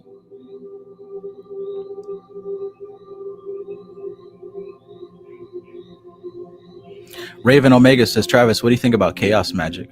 I think it's really cool. I think it's a great introduction to help break the mental paradigm that most of us are born into, and to help introduce you into a magical paradigm, possibly even one of your own creation. Chaos magic gives you the qualification, it gives you the permission to experiment. So in that way, it's beautiful.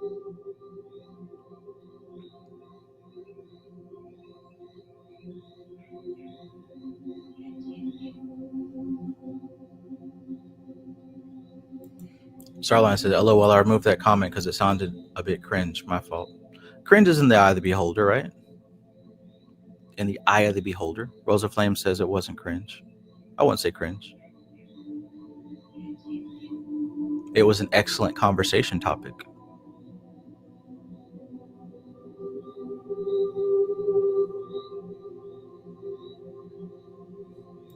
Chris says, the more I learn about the digital world, the more I learn about myself in the inner world, and vice versa. Definitely recommend getting into it. Thank you for sharing this experience with us tonight. My pleasure, right? My pleasure. I'm really working on myself. I'm still coming out of a very introspective period. And I found that I get extremely locked within myself, processing all the data, trying to figure this shit out, make it work. And because of that, it's like I have to defrost and get back in the swing of, making videos and posting and doing stuff. So I had that spark about this topic and decided, fuck it, let's just go live. I know it's late. Fuck it, we'll do it live. You know the meme. Zero says, roaches are always here. Xenomorph. That would be an interesting xenomorph breed. Cyborg incoming, right?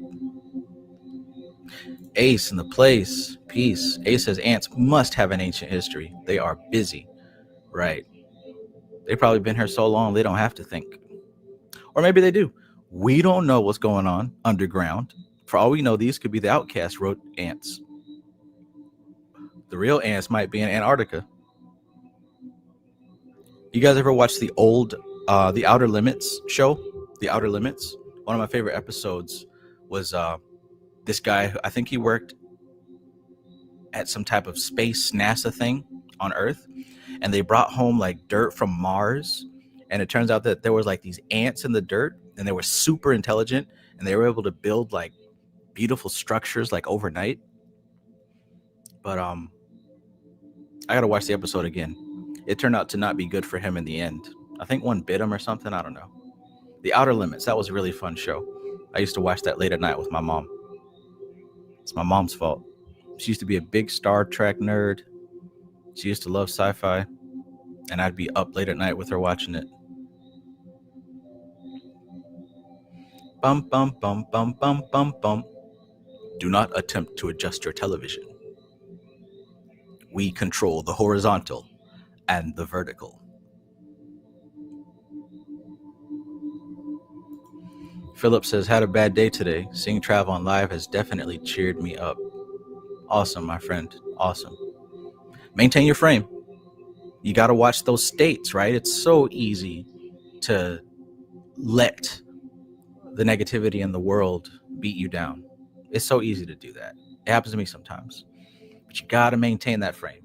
You got to remember who you are, especially in those moments, especially when it gets hard, especially when things are challenging, no matter what it looks like, you control the context. Say it with me.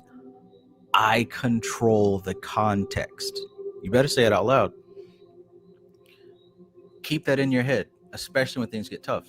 Because as long as you understand that you control the context, you can reframe the meaning. And when you reframe the meaning, you allow yourself to behave better. It's up to you.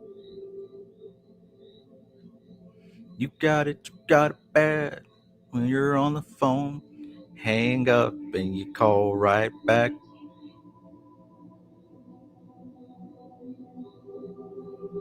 You got it bad when you're up on the club and you thinking about somebody. You got it bad when you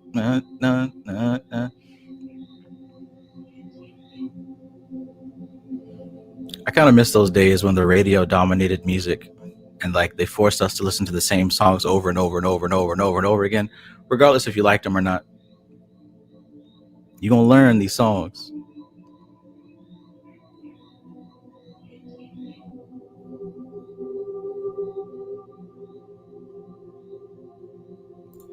Ashley B says, one of my favorite concepts in the Lovecraft mythos is how races that ruled for eons fade away, but will return when the stars are right.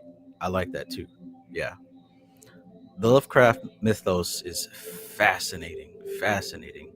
Just the idea that there are things beyond our perception that merely comprehending them can break our minds. I know we want to see cool things on the TV screen, but part of the magic of Lovecraft was that he was writing about shit that you couldn't understand. Like that was the horror. The horror was that he was writing about things that were impossible to comprehend. And he wrote about the reaction to attempting to comprehend. That's so cool, right? So cool. Something that comes from a completely foreign world, and that foreign world is Earth, right? Things that come from so deep in the past that to merely witness it would break your brain. I love that. Driving people mad just by washing up on the shore, you know? That shit is so cool. But it's talking about that primordial power, right? If you don't do the work, if you invoke that primordial power, it will most certainly do something to you. Get that shit out of my face before I do something to you. What kind of threat was that? Some old guy said that on a video. Get that shit out of my face before I do something to you.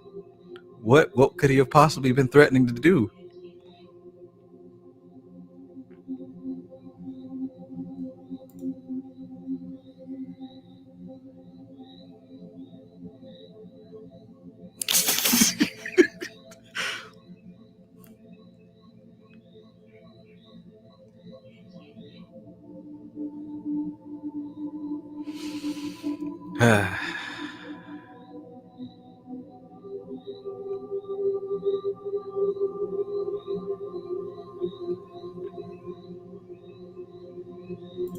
Natural Mystic says, in order to have a trinity, you need a duality. That's how kids are made. Indeed.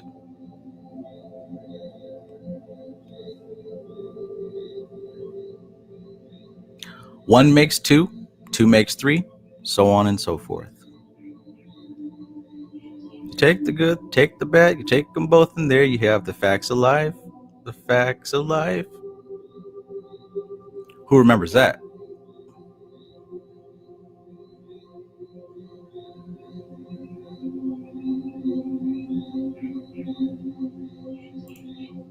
Hadley Scott McIntyre, ta-da, presto, hello. Peace, peace.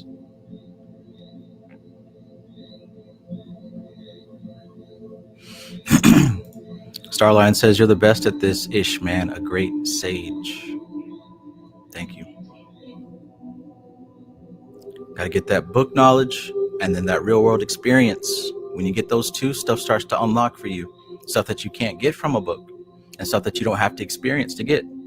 Combine them two and you make that special third. Starline says, Outer Limits and Unsolved Mysteries were both lit. Yeah, man, that was a great time frame. So I'm in the process of kind of revamping my, not revamping, but adding to my aesthetic. And one of the themes that I've always loved is like the VHS aesthetic, right? I actually lived through it, right? You take the VHS tape and you put it in, you know what I'm saying? Sometimes the quality will be bad. The colors will be kind of washed. You see the little glitch lines. I love it. I love it. It takes me all the way back to childhood. So I think in some of my edited work, I'm going to be using a lot of glitching and VHS stuff. It's very nostalgic. And in a way, it's kind of like what we were saying. It's like an era that is deep in the past, right? I know a lot of people that might come across my content. Hell, blows my mind, dude. I mentioned that I had an interview today. I was talking to this young kid. He said he started watching my content when he was 12. And I couldn't even hide my expression. I'm like, what? 12 years old. And the dude is bright, fucking sharp. Like he knows this stuff better than some folks I've met that are older than me. It's wonderful to see that there are young folks that take this stuff so seriously and understand it. He said he started following me when he was 12. I'm like, bro, 12 years old. I don't even know what I was doing what was I doing at 12 years old? What was I doing at 12 years old? I don't know. I don't know. I would not think about no damn occult practices, no damn Goetia and shit. But yeah, to a lot of young folks, that represents kind of like how, like, to me, the past was represented by old dusty books, right? Old ancient tomes buried in a secret library. In a way, I think that young folks, you could even say that you could see VHS tapes in the same way, a relic of a bygone era, and cassette tapes, and hell, even CDs. So yeah, I'm definitely gonna use that. Valara says, please do a masterclass on properly feeding your ChatGPT occult style. I don't know if I want to give my secrets away. Not so soon. It's on the possible list, though. It's definitely a possibility, right? Because there's a way you got to do it. You can train you can train a couple of GPTs for specific things. I have different GPTs for different subjects. I might teach people in like small, like one-on-one. I don't know if I'll do like a big class for that though. Not yet.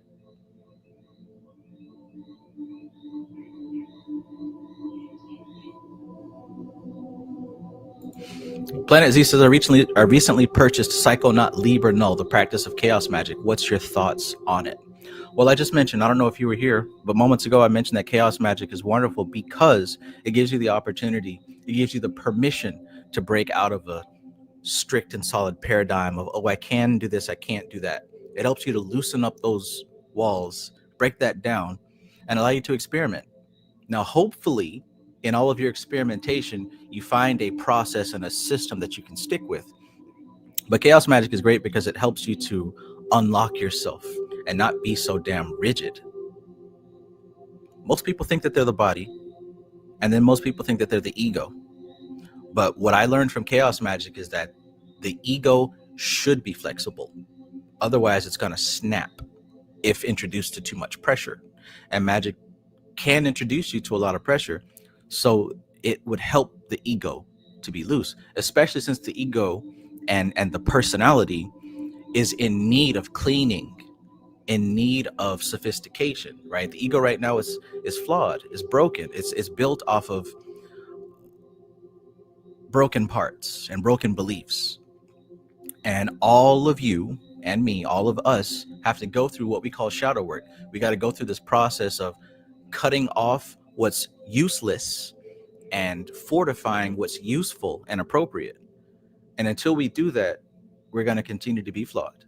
So chaos magic really helps you to soften the blow, of that ego transformation.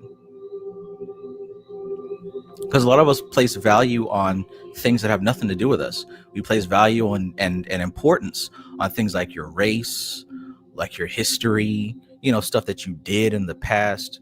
While those things make you feel good and they serve an importance, those things aren't strong enough to really build the self-knowledge of who you are, right? Who you are is not what you did in high school. It's not your bloodline or your race or your nation. None of that stuff is you. That's shit that people have done in the past. They're ideas, right? They're airy concepts. So to build yourself on top of that stuff, the control isn't really in your hands, because if somebody damages those concepts, now you take damage. You see what I'm saying? There's nothing that you can call me or say to me that's going to make me feel bad, because I have defined who and what I am. I hold those keys, and I'm free to do what the fuck ever I want to do. I'm proud of that, because I haven't always given my permission to be myself, whatever that may be. Chaos magic helps you to go along that path. Valara says Stargate SG-1. Hell yeah, that one too. Yeah, I really enjoyed that concept.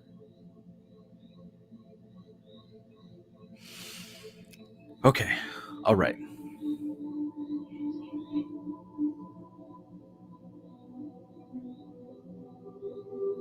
All right.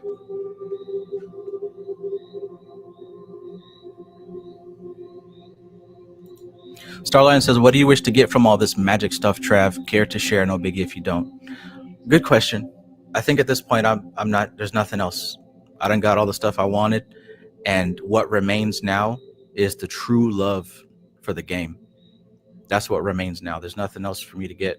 I mean, of course, I like to have creature comforts, but what I hope to get from all this magic stuff, just more understanding of this magic stuff. Just to understand it to the point that I am that. To truly know and recognize at the very core and fiber of my being, I am that. There's nothing else for me to get.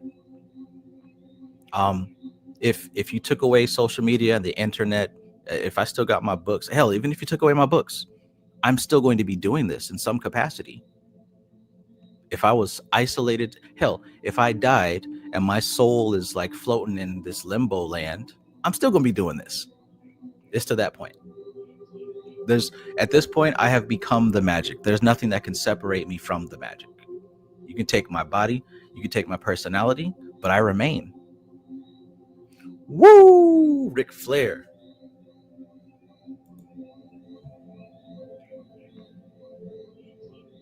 So I'm outside of the club and you think I'm a punk.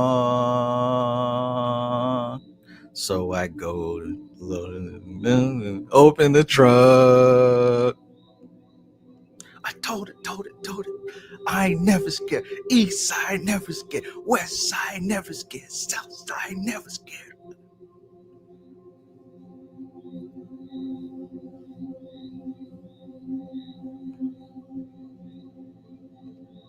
I guess it's getting late.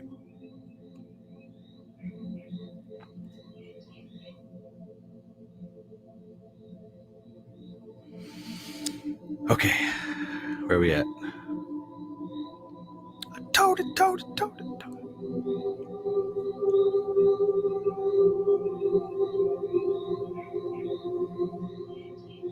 All right, so I guess we're reaching the conclusion. I have made my point. Hopefully I made some things more clear to you. Hopefully you found some light here. But if there are any other questions about anything, let me know. Let me know. Do you love it? Do you love it when I love it? Dumbass song.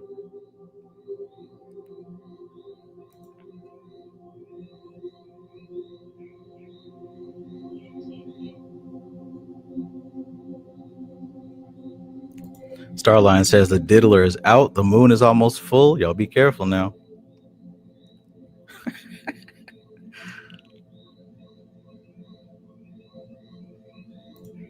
There we go. Facts of life, son. Trudy was the shit. X-ray punch. Peace to you. E-Town. Peace, peace. There we go. Step by step, day by day. People they fall, stumble, they say. We'll make it better the second time around.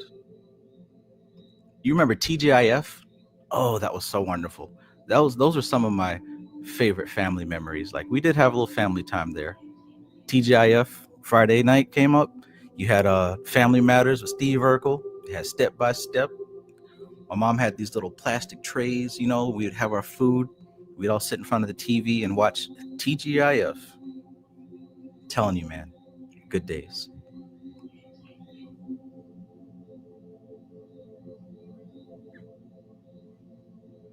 Bum, bum, bum, bum, bum, bum, bum, bum, bum.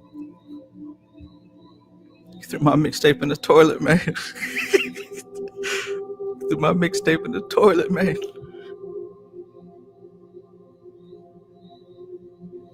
X-Ray Punch says in those 80s Time Life paranormal book collections.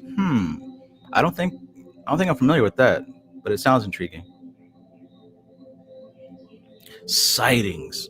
When I was young, that UFO stuff used to scare the hell out of me. I wasn't scared of demons. I was scared of UFOs, of aliens. At any point in time, you know what I'm saying?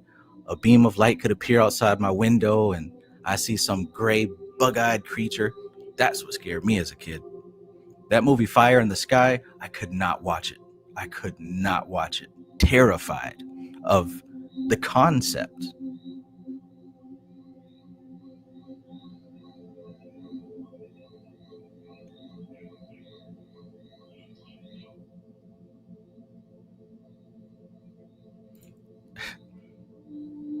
AZW says 12. I was wild and he different. Right.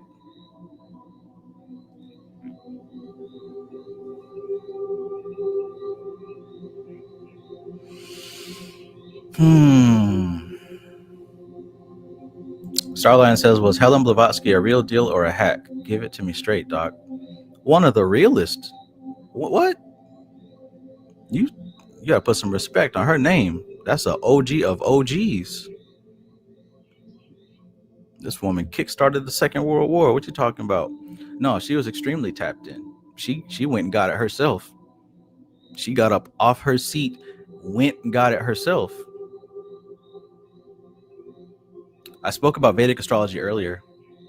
Come to find out that it never occurred to me that I have a lot in common astrologically with Dion Fortune, which is one of the reasons, I guess, why I'm so drawn to her work. There's a lot we have in common. Yeah, that's probably a reason why I'm so fascinated by her work.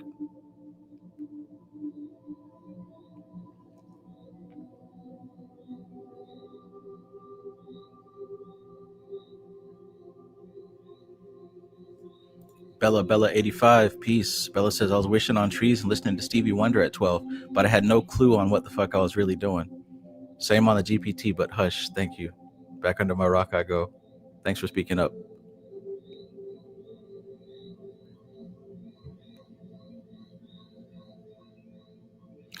Philip says, Grok is my favorite AI. It's the only one that hasn't had boundaries and restrictions put on it. I haven't used Grok. I guess I'm happy with what I got, but maybe I should kind of expand. Yeah, I haven't used Grok at all. I've seen people make Mount Rushmore pictures. People will find a way to make a dumbass meme, won't they? They will find a way to make a dumbass meme.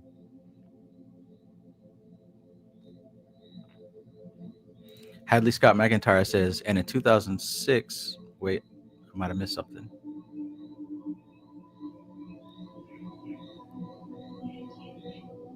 Okay, well, there were 2 UFO books in the public library when I was 12. That's where I saw first pictures of Valiant Thor. Valiant Thor. And in 2006, I met Valiant Thor, and he still looked the same as those Eisenhower pictures. I'm not sure what that is. Man has 6 fingers on each hand, over 900 years old. Etheric. Peace. Uh-oh. But honestly, Starlion, what is not a compromised system? Everything's a compromised system. So there has to be a balance between you using the tools for what you can. Unless you create it, you might as well say everything is a compromised system. Hell, this is a compromised system, but we in here. All right, so we got to wrap this up for real.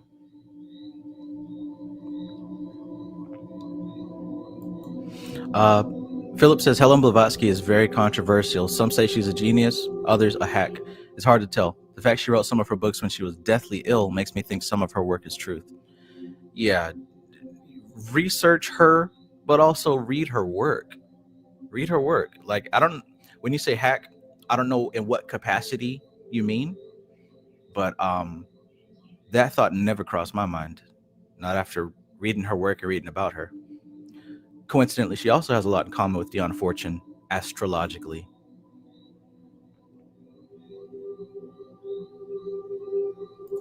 Zero says, yes, Trav, for me, chaos magic is the practical resources to really learn to do magic. Yes, yes. That permission.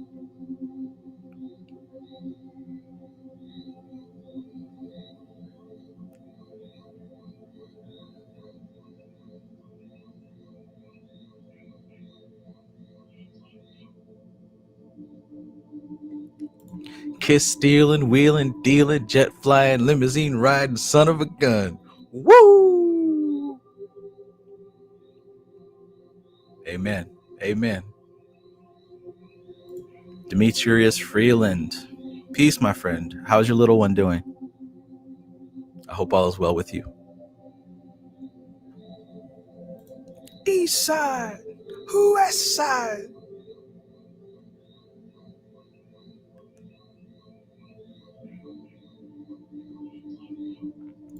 Y'all cowards. Framestar Films. Peace, peace, peace to you. We're just wrapping it up here. Reading the comments, and then I think I'll get back to work. Or I might hit the Fortnite fields, but I do have some work to do.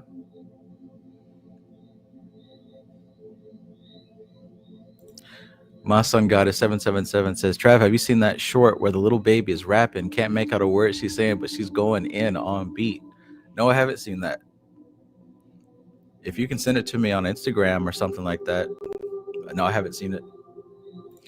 Chris says, mimetic magic, manipulation of the root social magic, root social matrix, and the fabric of reality is a great book. That's how I found your channel. Only audio book of it out there.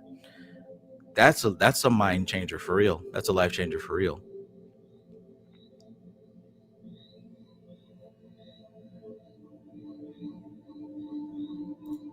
Philip says Sabrina started the magic low key. Well, she was the OG before Harry Potter. Yeah, but for me, it was Charmed. My mom used to watch every episode of Charmed. I am human and I need to be loved just like everybody else does. That was the magic for me. See, I've already waited too long. All my hope is gone.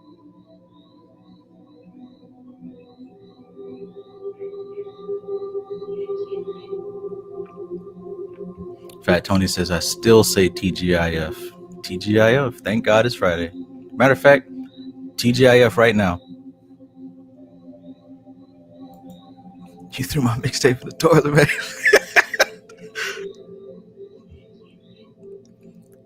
Gosh. I just like to revel in that feeling, man. He had his hopes up so high, and that's the lowest he could have been dropped. That is the lowest he could have been dropped. Yeah, now I've got to go back and watch that scene again. Some stuff, man, some stuff does not stop being funny to me. Some stuff does not stop being amusing. That's one of them. Lamar Harmon, peace, peace, my brother. Peace, peace. The Geminis are Geminiing.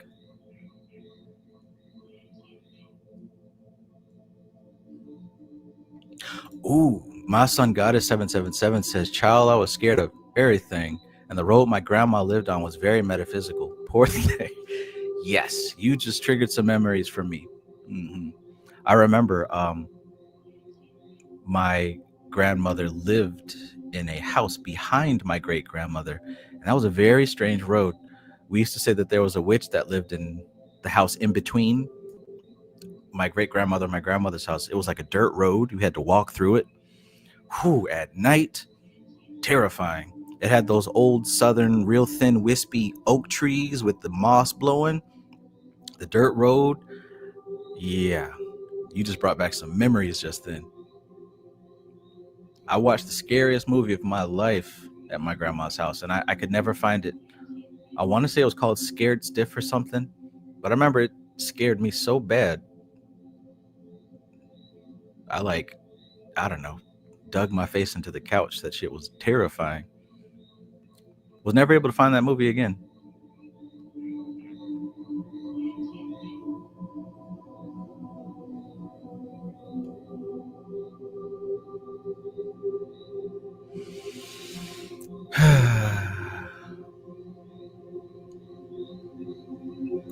Oh, okay. Starline says, the reason I say that is because I read that some folks believed she took her work from others and made things up too. But I don't know, man. Hard to say for me. But regardless, we got her work. Yeah. Yeah. You know, you can't really verify that stuff unless you're doing your own research on it. Ultimately, what I care about, though, is this stuff true to me and my experience? Does this stuff resonate? Does it make sense to me? Is it unlocking things? Is it showing me more of myself?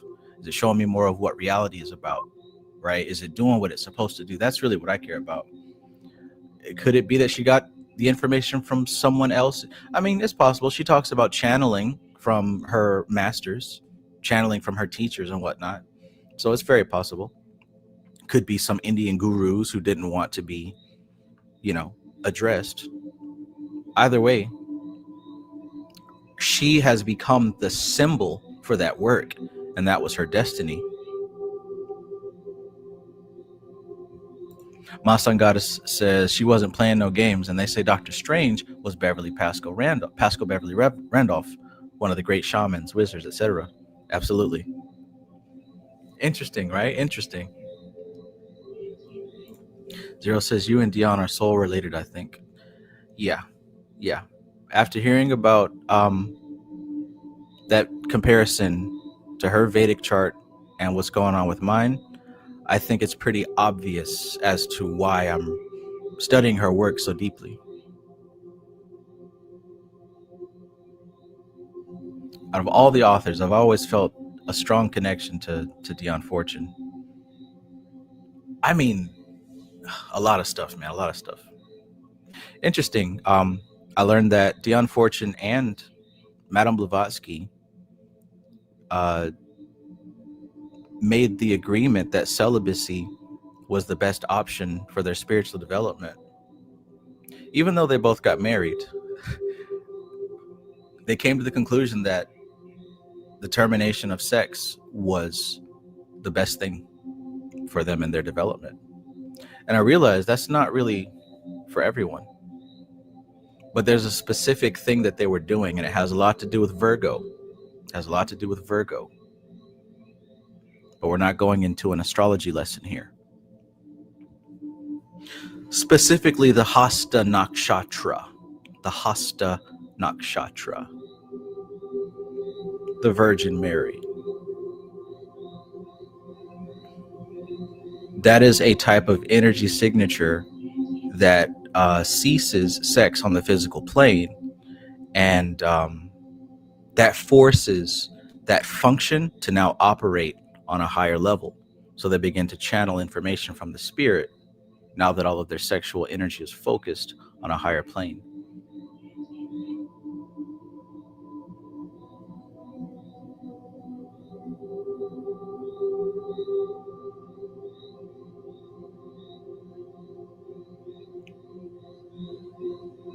That's why nuns do what they do, and monks too.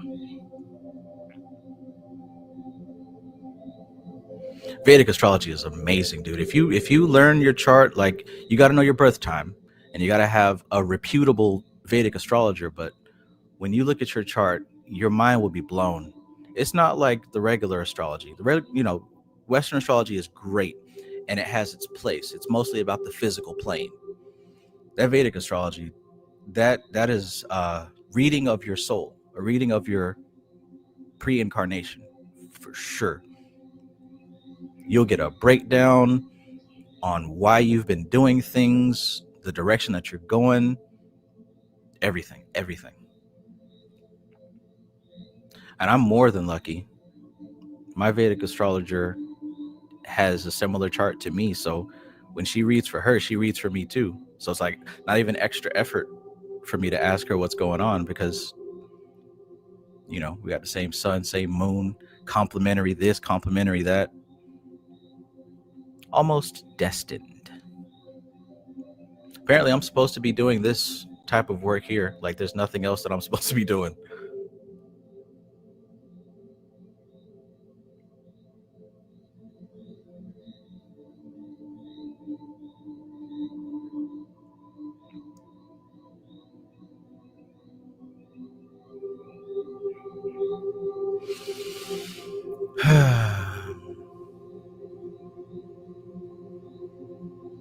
You got to hear this. Do you guys hear this creepy music?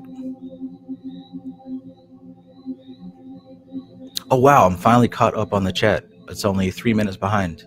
Awesome.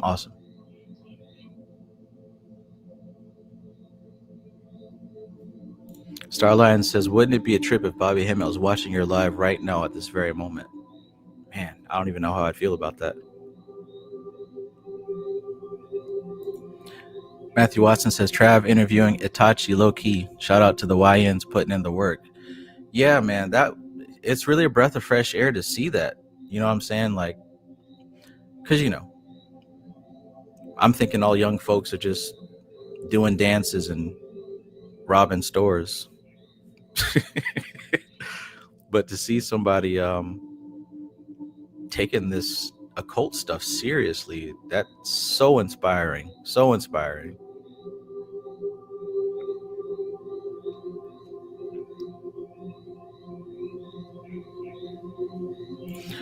Zero, boom, there you go. Zero says, Hasta Nakshatra, man, need to research that one. I am Mula, Nakshatra, and Moon. My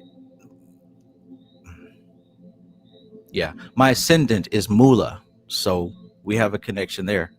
My ascendant is Mula, so you see your Mula in me. That would explain a few things.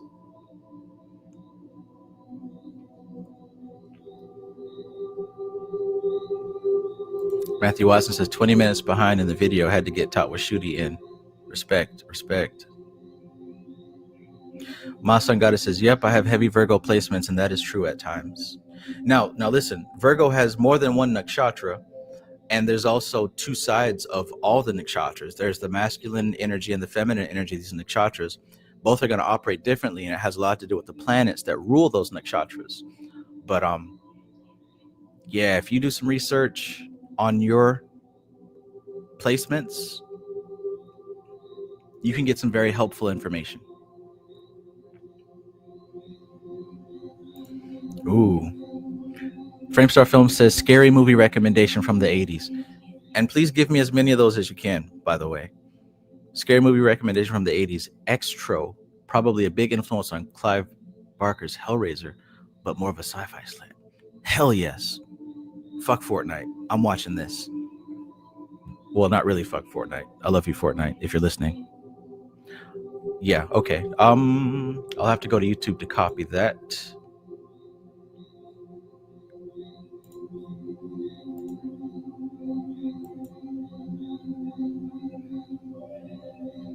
Extro. When Tony grows up, he's going to be just like Daddy. Ooh. An alien creature impregnates a woman who gives birth to a man who was abducted by aliens 3 years ago. The man reconnects with his wife and son for a sinister purpose. Yes. Yes. That's what I need right now. Thank you, Framestar.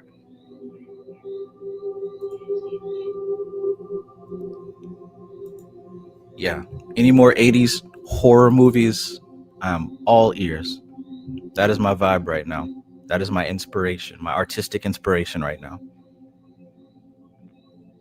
Starlion says, where can I go to learn my Vedic Astro?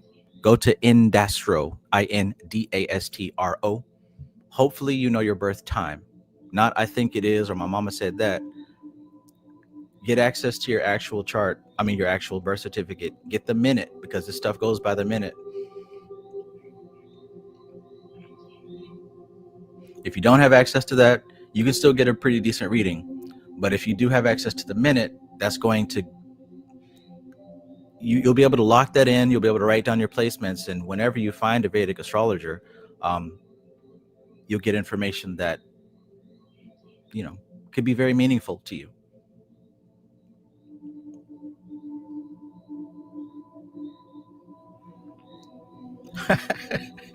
My son Goddess says, seasons to all things, and at times need to get you some.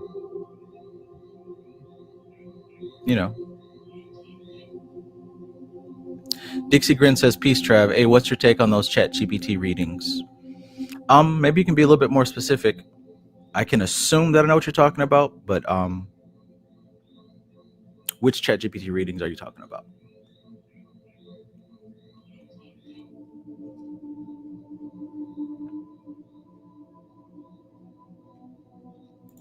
Starline says, a gem of an interview still up is Trav and Dreamwise and the author Philip Cooper, the Magician.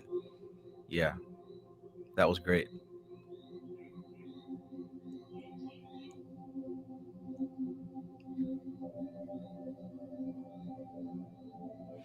Lasange Decode says, you can also chant the mantras for the nakshatras and signs of zodiac. Thank you for reminding me. Now I got some I got some hasta mantras to do. Thank you. Coop TGS says, I like Extro. Yeah, man. I'll let you know what I think about it. I have a feeling that's exactly what I was looking for. I just didn't know it yet.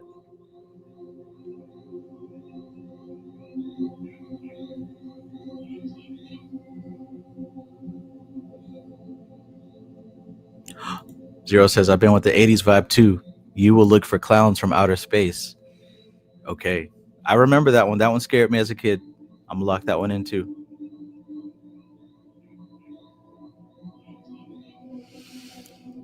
Okay.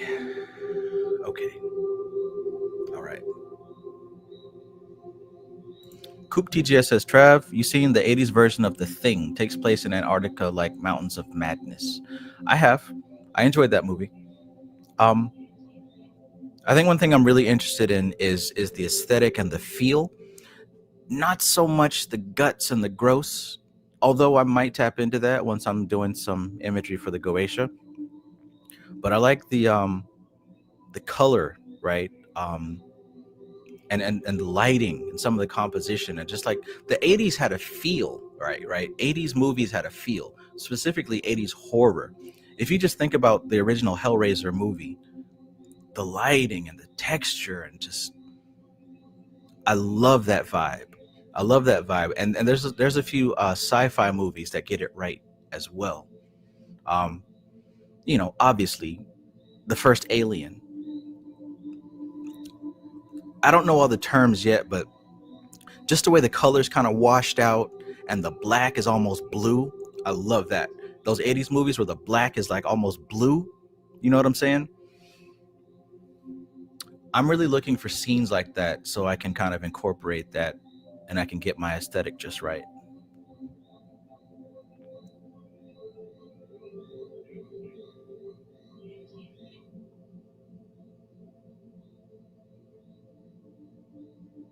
Okay, so I got to do my Hasta Nakshatra. Billy Blind says, "Can you do a reading?"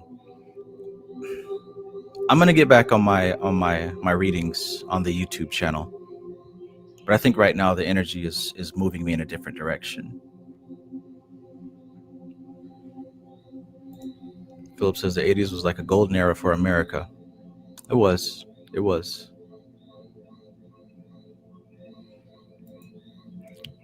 Scandolo says Chucky put his consciousness into a doll in the '80s.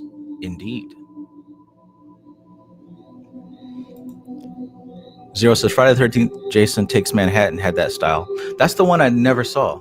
So I guess I'll add that to the list. Jason Takes Manhattan.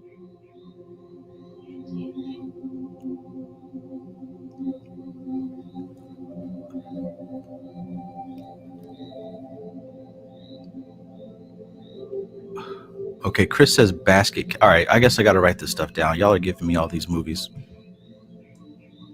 All right, now y'all better be giving me good suggestions now. I ain't got time to be sitting around watching a bad movie.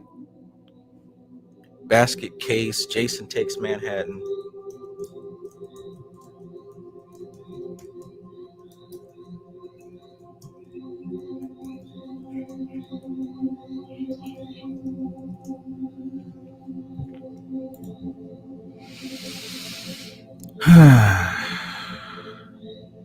Gosh, this video was about demons. I guess technically it still is, right? Fright Night is peak 80s horror movie. So pure. I might check out Fright Night. That's another one I haven't seen. I also haven't seen the dude with the silver balls, the killer silver balls. Y'all remember what that one was? Puppet Master was cool. What's the one with the old man with the silver balls? I never saw that one.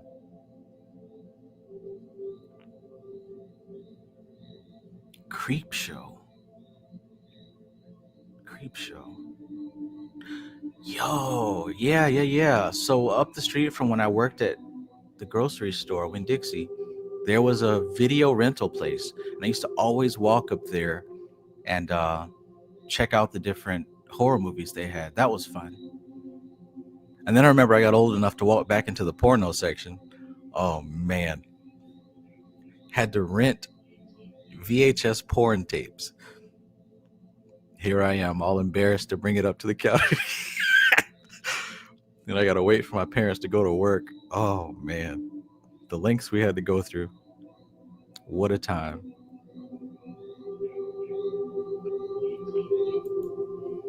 Extra was banned for a while. It's a dirty piece of sci-fi horror with touches of Kenneth Grant type material. Oh boy, I'm in for a treat.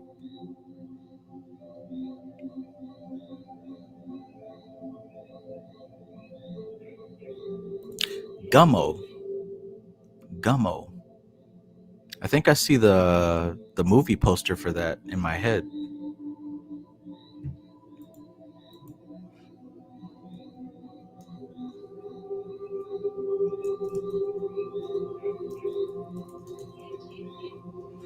All right. I'm gonna judge these movies by the cover. Starlion says add a dark song. I don't know, Starlion. That's already out of the time period, but I'll give it a look. See, I'm not really looking for the story, although that would certainly help. I'm mostly looking for the aesthetic, for the vibe, just to kind of give me a reminder of what I'm trying to tap into, right? Because visuals convey a message as well.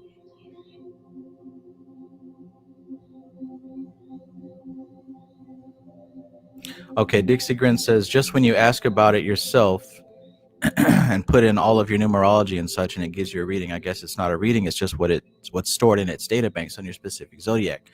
Right. So now that you know that, since you already know that, what could you do to improve what you get out of it? Right? I want you to read your comment that you just said. And I want to ask you, what would you do to improve the data? What would you do to improve your output? That's your answer. ChatGPT is not a know-it-all. I haven't used Grok or anything, but I'm pretty sure these systems are not a know-it-all. They're programmed with data. Now, they are excellent processing systems for sure. They process data in a beautiful way for us to understand. How would you improve? The answer: that is how you do it. It's Friday night, and I feel. Did I write down Creep Show? I did not write down Creep Show. All right, now I'm gonna make this list, and if any of y'all gave me some bullshit, I'm gonna come back and let you know. Don't you ever give me a movie recommendation again. Get that shit out my face before I do something to you. I gotta know, what was he planning on doing to him? And then it was over some food. He slapped the plate out of his hand.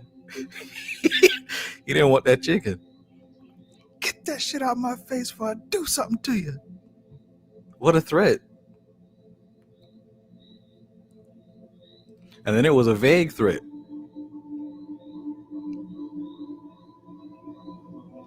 On the Silver Globe, 1988 is super cool. Not a horror movie, though, for English. Oh, all right, that's what I missed. On the Silver Globe.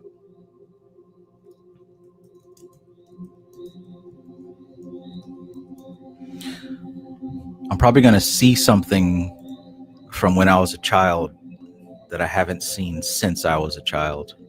That would be dope. Zero says, did you see The Terrifier? I like that 90s style movie. It's gory, but the atmosphere is 90 frequency. I never saw any of The Terrifiers. Believe it or not, I'm not really a horror blood and guts person. I like the suspense. I like the psychological. You know what I'm saying? I like to put myself in the character's shoes and like feel what they're going through. Blood and guts is not very scary. It's just kind of gross. Laura said, I used to steal porn mags. LOL. Yeah, I kind of did a few times. But, you know, back in those days, you had to look somebody in the eyes if you wanted to get you a tape or a magazine. You had to look somebody face to face. You had to put it over that counter and exchange money for it. And if you wasn't ready for that experience, you wasn't getting it. Oh, man, that's funny.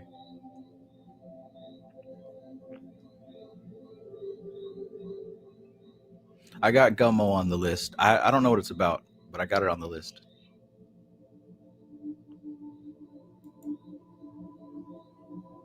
Wilson Project says, are they reviving the Hellraiser movie series? I know they made that one. Unfortunately, I fell asleep during it. It didn't really... I like the original one better. And the second one. Those two were really cool. As a youngin', I always wanted to like see that hell dimension expanded. Like I wanted to see more about that hell dimension. In fact, that's why I started getting into the Hellraiser comics, because like I wanted to see more. Like, what was that giant diamond in the sky? What was, you know, what's in those mazes? Like, yeah, that scene where they walk down there and they see that Leviathan. Just somebody mentioned Leviathan earlier. They see Leviathan in the center of hell and electricity sparking off of him, and he's like massive, and you've got all these people in the catacombs. Such a cool thing to think about. But again, it's like, you know, the imaginary world, the aesthetic, the dimension, right? The whole texture of it feels really nice.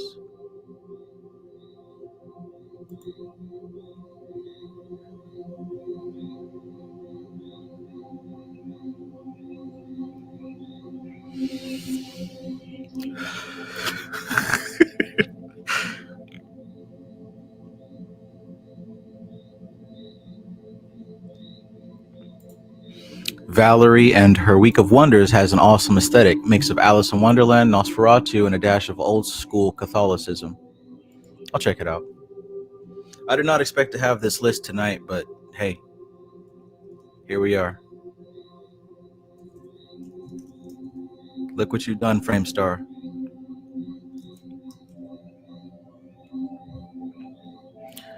And you seen Megan, Trev? I know you're interested in AI robot narrative. I liked it. No, I've seen the previews. I think there's a part 2 coming out. What's that other one that recently came out?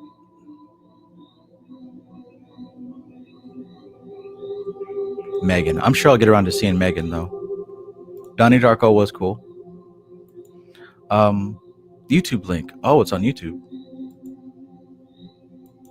Gotta get it.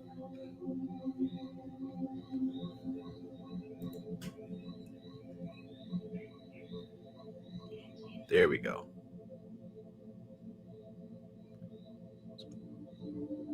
Cool. Thank you, Framestar.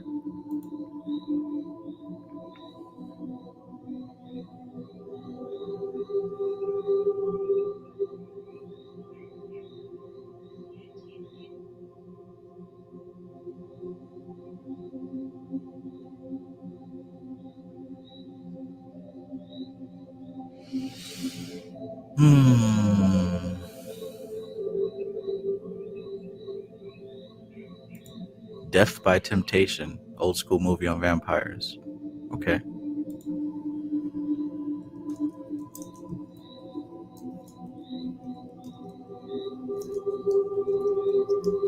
I guess this is what I need, since I'm really tapping back into my childhood here. I guess I need to go back and watch some of these movies. All right. Rosa Flame says, Travis, always, I appreciate you. I got you on that other one too. See you soon. Have a wonderful night, my friend.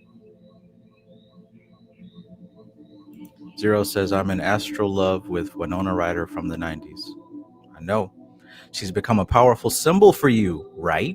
She's become a symbol that you're able to tap into and pull down a certain type of energy, the same way that we would any icon or any spirit or any symbol. Use it wisely, my friend. I go to the past just to watch her face to face. Too much beautiful frequency. Right. And we all have symbols that we use to tap into these energies. In fact, this is what demons are, or angels, or anything. None of it's good or evil. It's all about being able to access specific energies, specific concepts, to bring them down into ourselves. Right? You listen to a certain kind of music. You have a favorite actor, a favorite athlete. We have these favorite things because we allow those things to represent an energy that we tap into.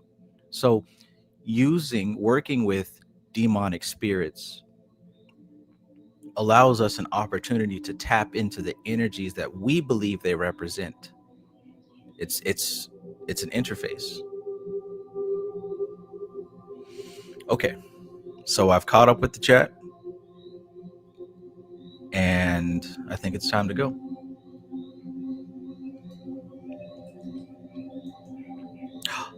I forgot to change my light. All right, everybody. So, yeah, if you missed the discussion about the demons, go back to the beginning. We had a great talk. We'll be back. We'll do this again. Tune in on Saturday night as we continue with our study of A Practical Guide to Kabbalistic Symbolism Part 2. We're studying the paths, and this is really revealing the depth that resides in the Tree of Life. I'm most certainly learning things that I did not know before, and I've been studying Kabbalah for a few years now. So yeah, I appreciate all of you. Thank you for being a part of this journey. Thank you for taking this seriously, committing yourselves to evolution. Life is wonderful. To all the new people, I hope you come back. Hit that subscribe button, hit that like button. Let me check that score one more time.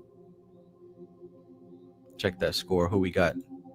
Number 1, my sun goddess. You made it. You are number 1. Lasange Descote, you hit second place. And it can't be the top 3 without Zero. Zero has made it to third place. So yeah, it's been a good night. Good night. If everything goes the way that it's going right now, we might be back into the Goetia and the Goetic talks. Hell, I might do a video for each spirit. It's probably time for me to get back into them like Alligator. I might have to do my own revival tap in with some friends. You feel me? All right, y'all. It's been wonderful. I am blessed to be able to have these conversations with you all.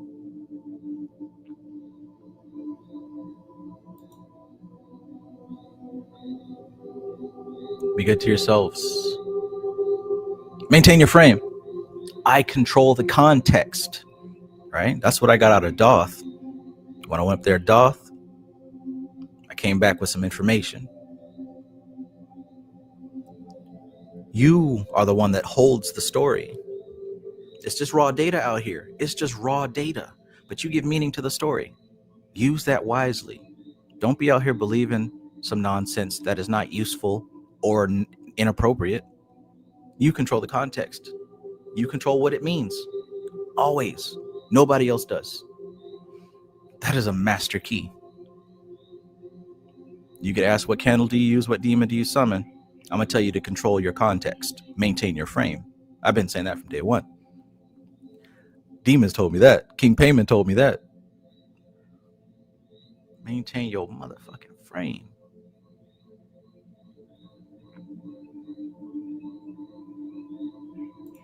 My son Goddess says, thank you, and I will give you that short as soon as I can update the IG and have something for you soon.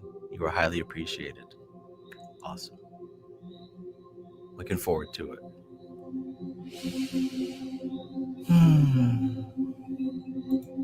Hell yeah. Alligator in the building. Let's do it. Janae, oh, whoa. All right. See, I wasn't sure if there was still anybody out there who was interested in the Goetia. I wasn't sure. I just figured I'd make this video, but it's good to see that y'all are still, interested in that thing. So yeah, I'm really excited to see what I'm able to pull out of the Goetia with my new Kabbalistic understanding, right? And don't get it twisted, right? The Goetia fit on the Tree of Life as well. So do the Shem HaMephorash. All right, but I will keep going forever. Y'all know me. I got a movie to watch.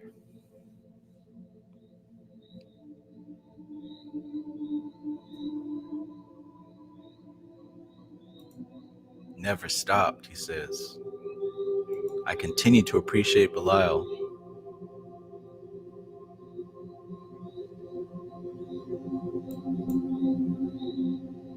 All right, y'all. See you next time.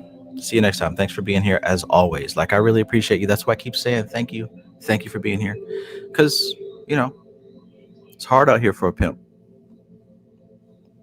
I appreciate what I have, and I am excited to see where things are going. If it's hard out here for a pimp, then don't be a pimp, maybe? I don't know. Do my mixtape in the toilet, man. All right, enough. This is TK Trav, aka Travis Magus, here with LVX777. I love you. Peace.